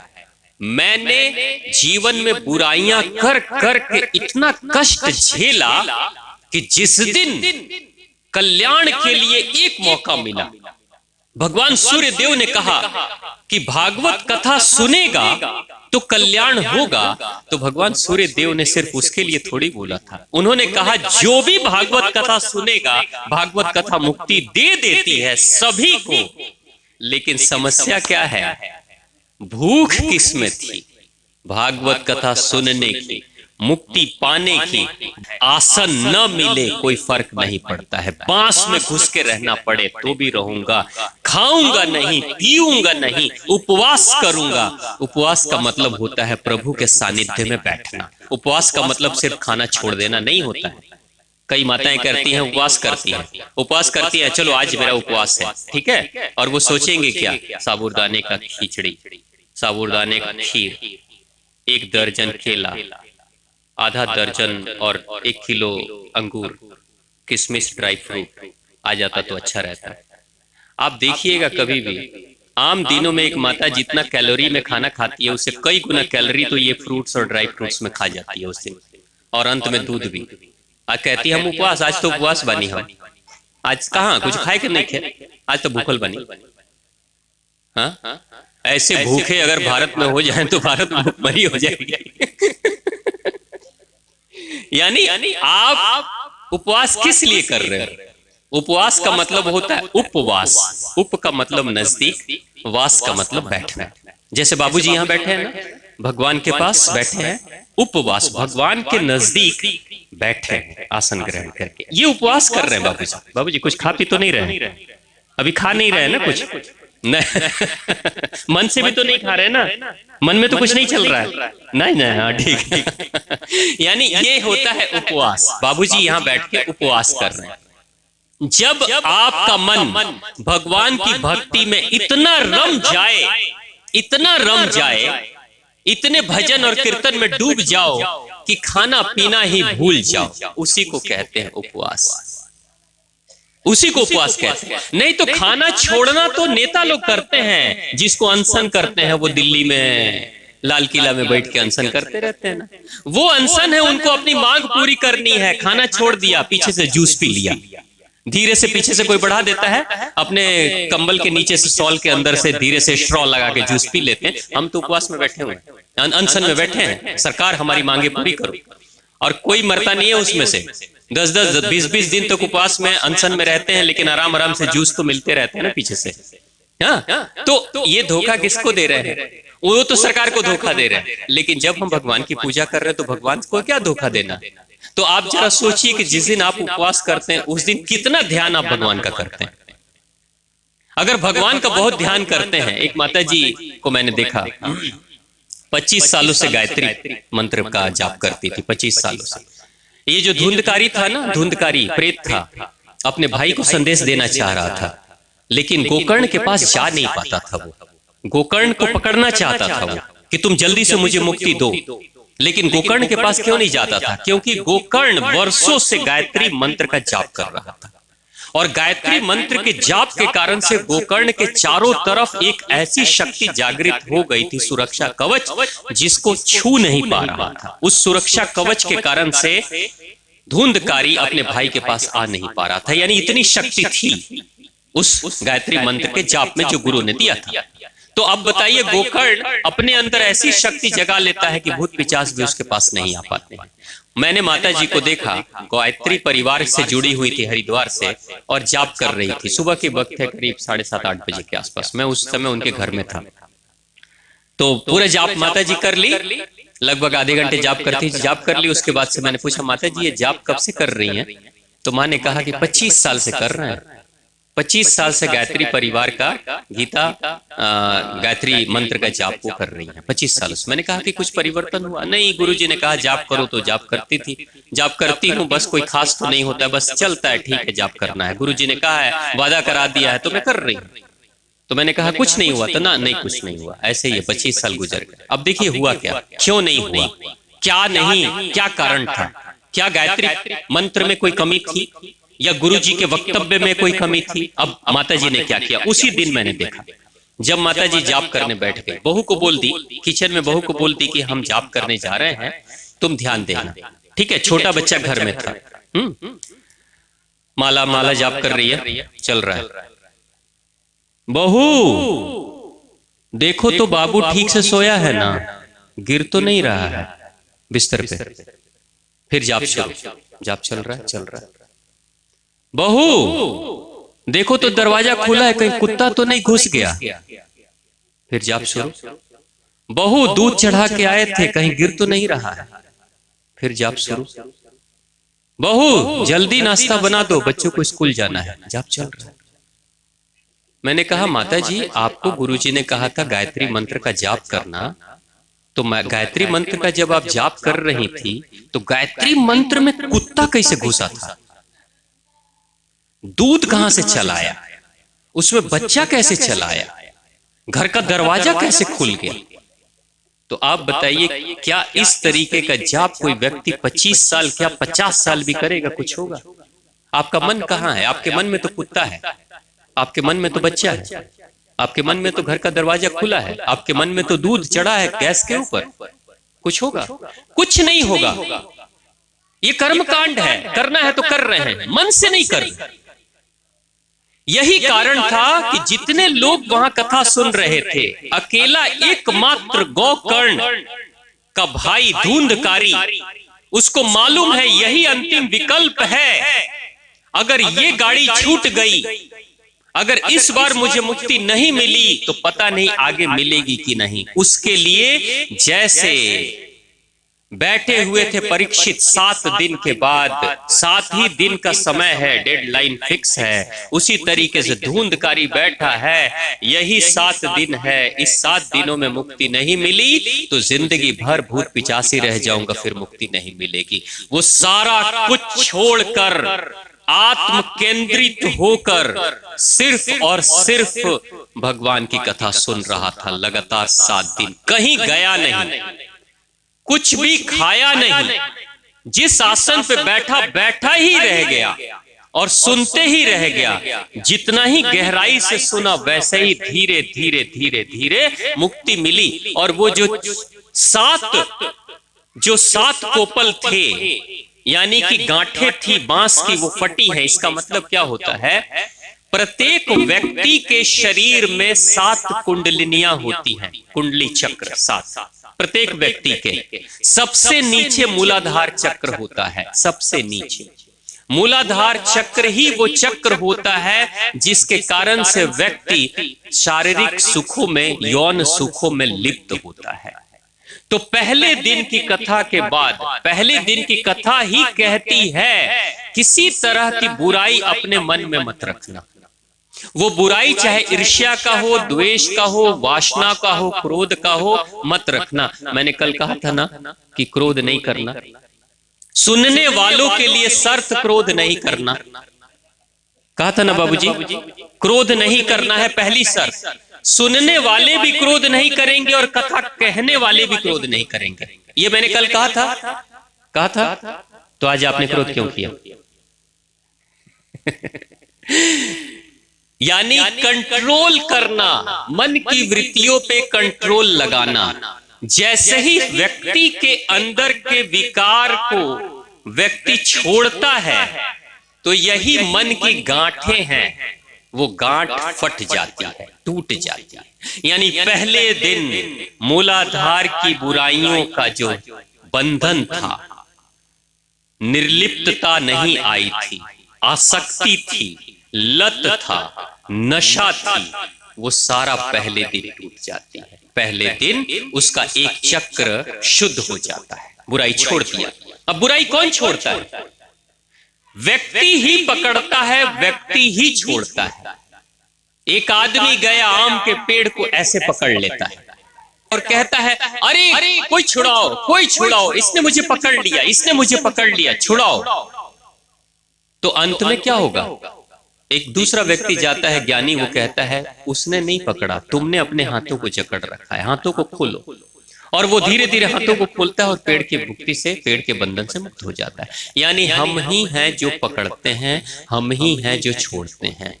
मन में बंधन होता है, बंधन बाहर नहीं होता। भागवत महापुराण कहती है, बंधन कहीं बाहर बंधन नहीं है, बंधन सबके अंदर है, आसक्ति अंदर है। अभी माताएं, आप सभी हैं, आप लोग मेला गए होंगे, बाजार जाते हैं, मेला जाते हैं। कभी आप देखना, आपके बच्चे जा रहे हैं छोटे छोटे, ये साउंड वाले कहाँ गए भैया? हाँ, तो ठीक करिए इसको। तो आप कभी भी याद रखिएगा, बाजार आप लोग जाते हैं, आप बाजार जा रहे हैं, मेले में आप जा रहे हैं, आपके साथ आपका बच्चा है, आप मेले को देखते हुए चलेंगे, दुकानों को देखते चलेंगे, मिठाई की दुकानें, खिलौने की दुकानें, सबको देखते हुए चलेंगे, कपड़े की दुकानें, सबको देखते चलेंगे, आपको कोई फर्क नहीं पड़ेगा, देख के निकल लेंगे।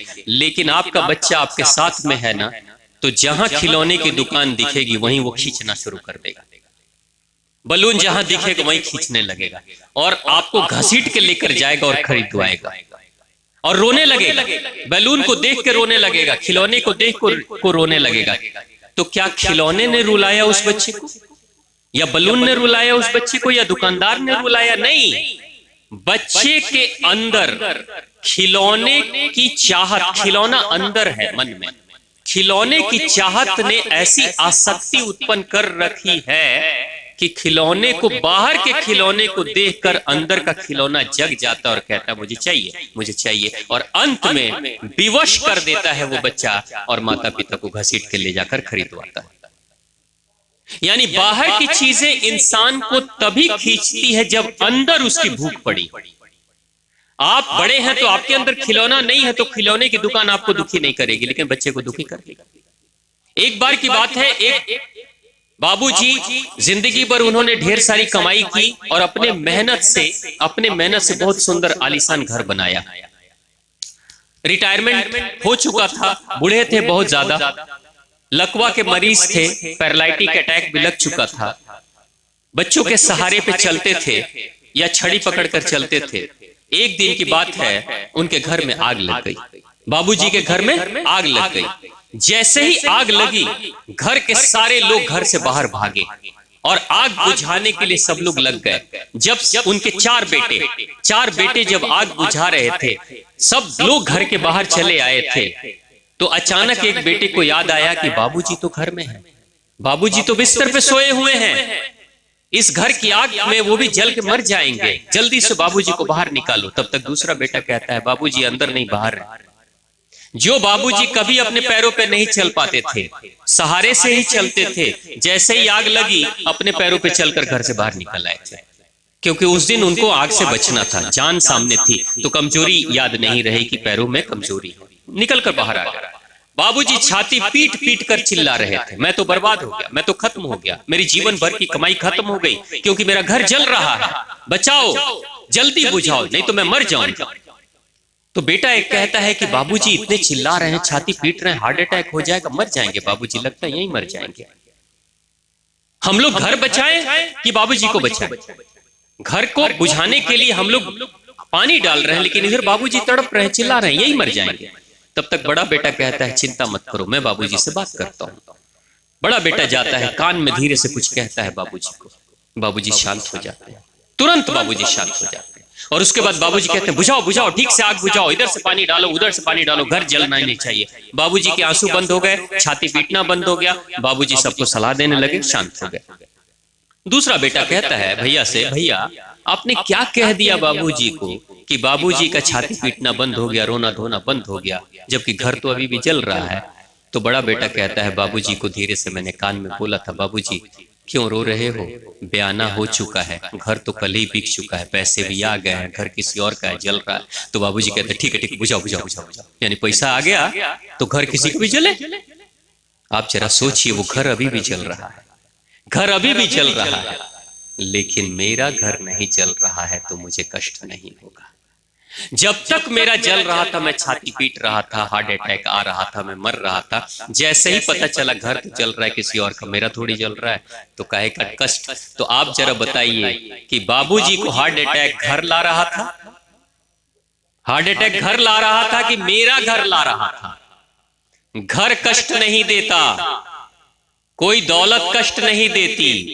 दौलत मेरी हो और खो जाए तो कष्ट होती है, घर मेरा है और जल जाए तो कष्ट होता है। एक साधु जी प्रवचन कर रहे थे और कह रहे थे देखो, अरे जीवन तो नश्वर है, मिट जाएगा, खत्म हो जाएगा, कौन यहां आया है, सब चले जाएंगे। उसी में से उनका एक भक्त था, उनके पुत्र की मौत हो गई थी, पुत्र बेटे की मौत हो गई थी। वो बेचारे पिता रो रहे थे, तो महात्मा जी समझाते हैं क्यों रो रहे हो, बेटा का साथ मिला था, कुछ दिनों के लिए चला गया, नश्वर था, जाना ही था, चला गया। मृत्यु तो सबको आती है, काटे सत्य है, रोना क्यों, मोह क्यों, माया क्यों, शांत हो जाओ। बेचारा शांत हो गया, आंसू पोंछ लिया पिता। बाबूजी, अब महात्मा जी भी अपनी कथा प्रवचन करके चले गए। कुछ दिनों के बाद वही भक्त उनके घर पे गया, उनके घर पे जा रहा था, सोचा कि गुरुजी के दर्शन जरा कर लूं। वहां पे जाता है महात्मा जी के पास, तो महात्मा जी बैठ कर रो रहे थे, महात्मा जी बैठ कर रो रहे थे। तो उसने पूछा, गुरुजी आप रो क्यों रहे हैं? बकरी मर गई, मेरी बकरी मर गई इसलिए रो रहा हूं। तो वो तुरंत याद करता है, गुरुजी एक बात बताइए, कुछ दिन पहले मेरा बेटा मरा था, तो आपने कहा था ये नश्वर है, ये बेटा मरा था नश्वर है, मोह है, माया है, क्यों माया में लिप्त हो, सब कुछ चला जाएगा, क्यों रो रहे हो? तो आपने मुझे शांत करा दिया, लेकिन आज बकरी मरी तो आप इतना रो रहे हो। तो गुरुजी कहते हैं, अरे वो बेटा तुम्हारा था, बकरी मेरी थी, वो बेटा तुम्हारा था, तुम्हारा बेटा मर गया, मुझे कष्ट नहीं हो रहा है, लेकिन मेरी बकरी मरी तो मुझे कष्ट हो रहा है। तो आप देख रहे हो कष्ट किसके साथ है, कष्ट कौन दे रहा है?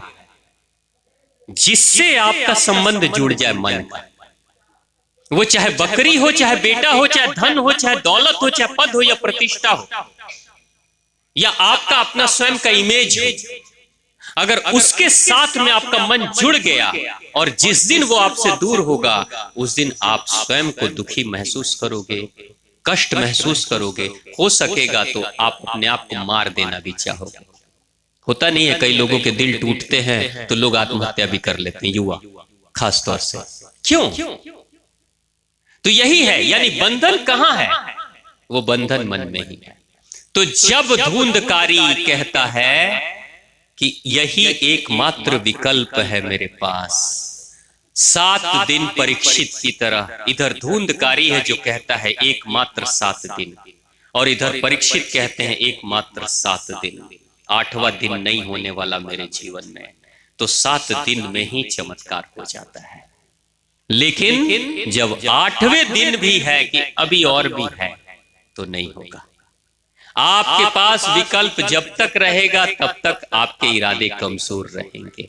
जिस दिन सारे विकल्प मिट जाएं, उस दिन आपके इरादे मजबूत हो जाते हैं।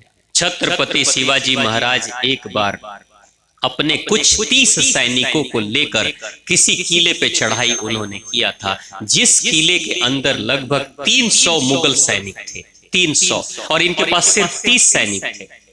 किला चारों तरफ से नदी से घिरा हुआ था, जल से घिरा हुआ था।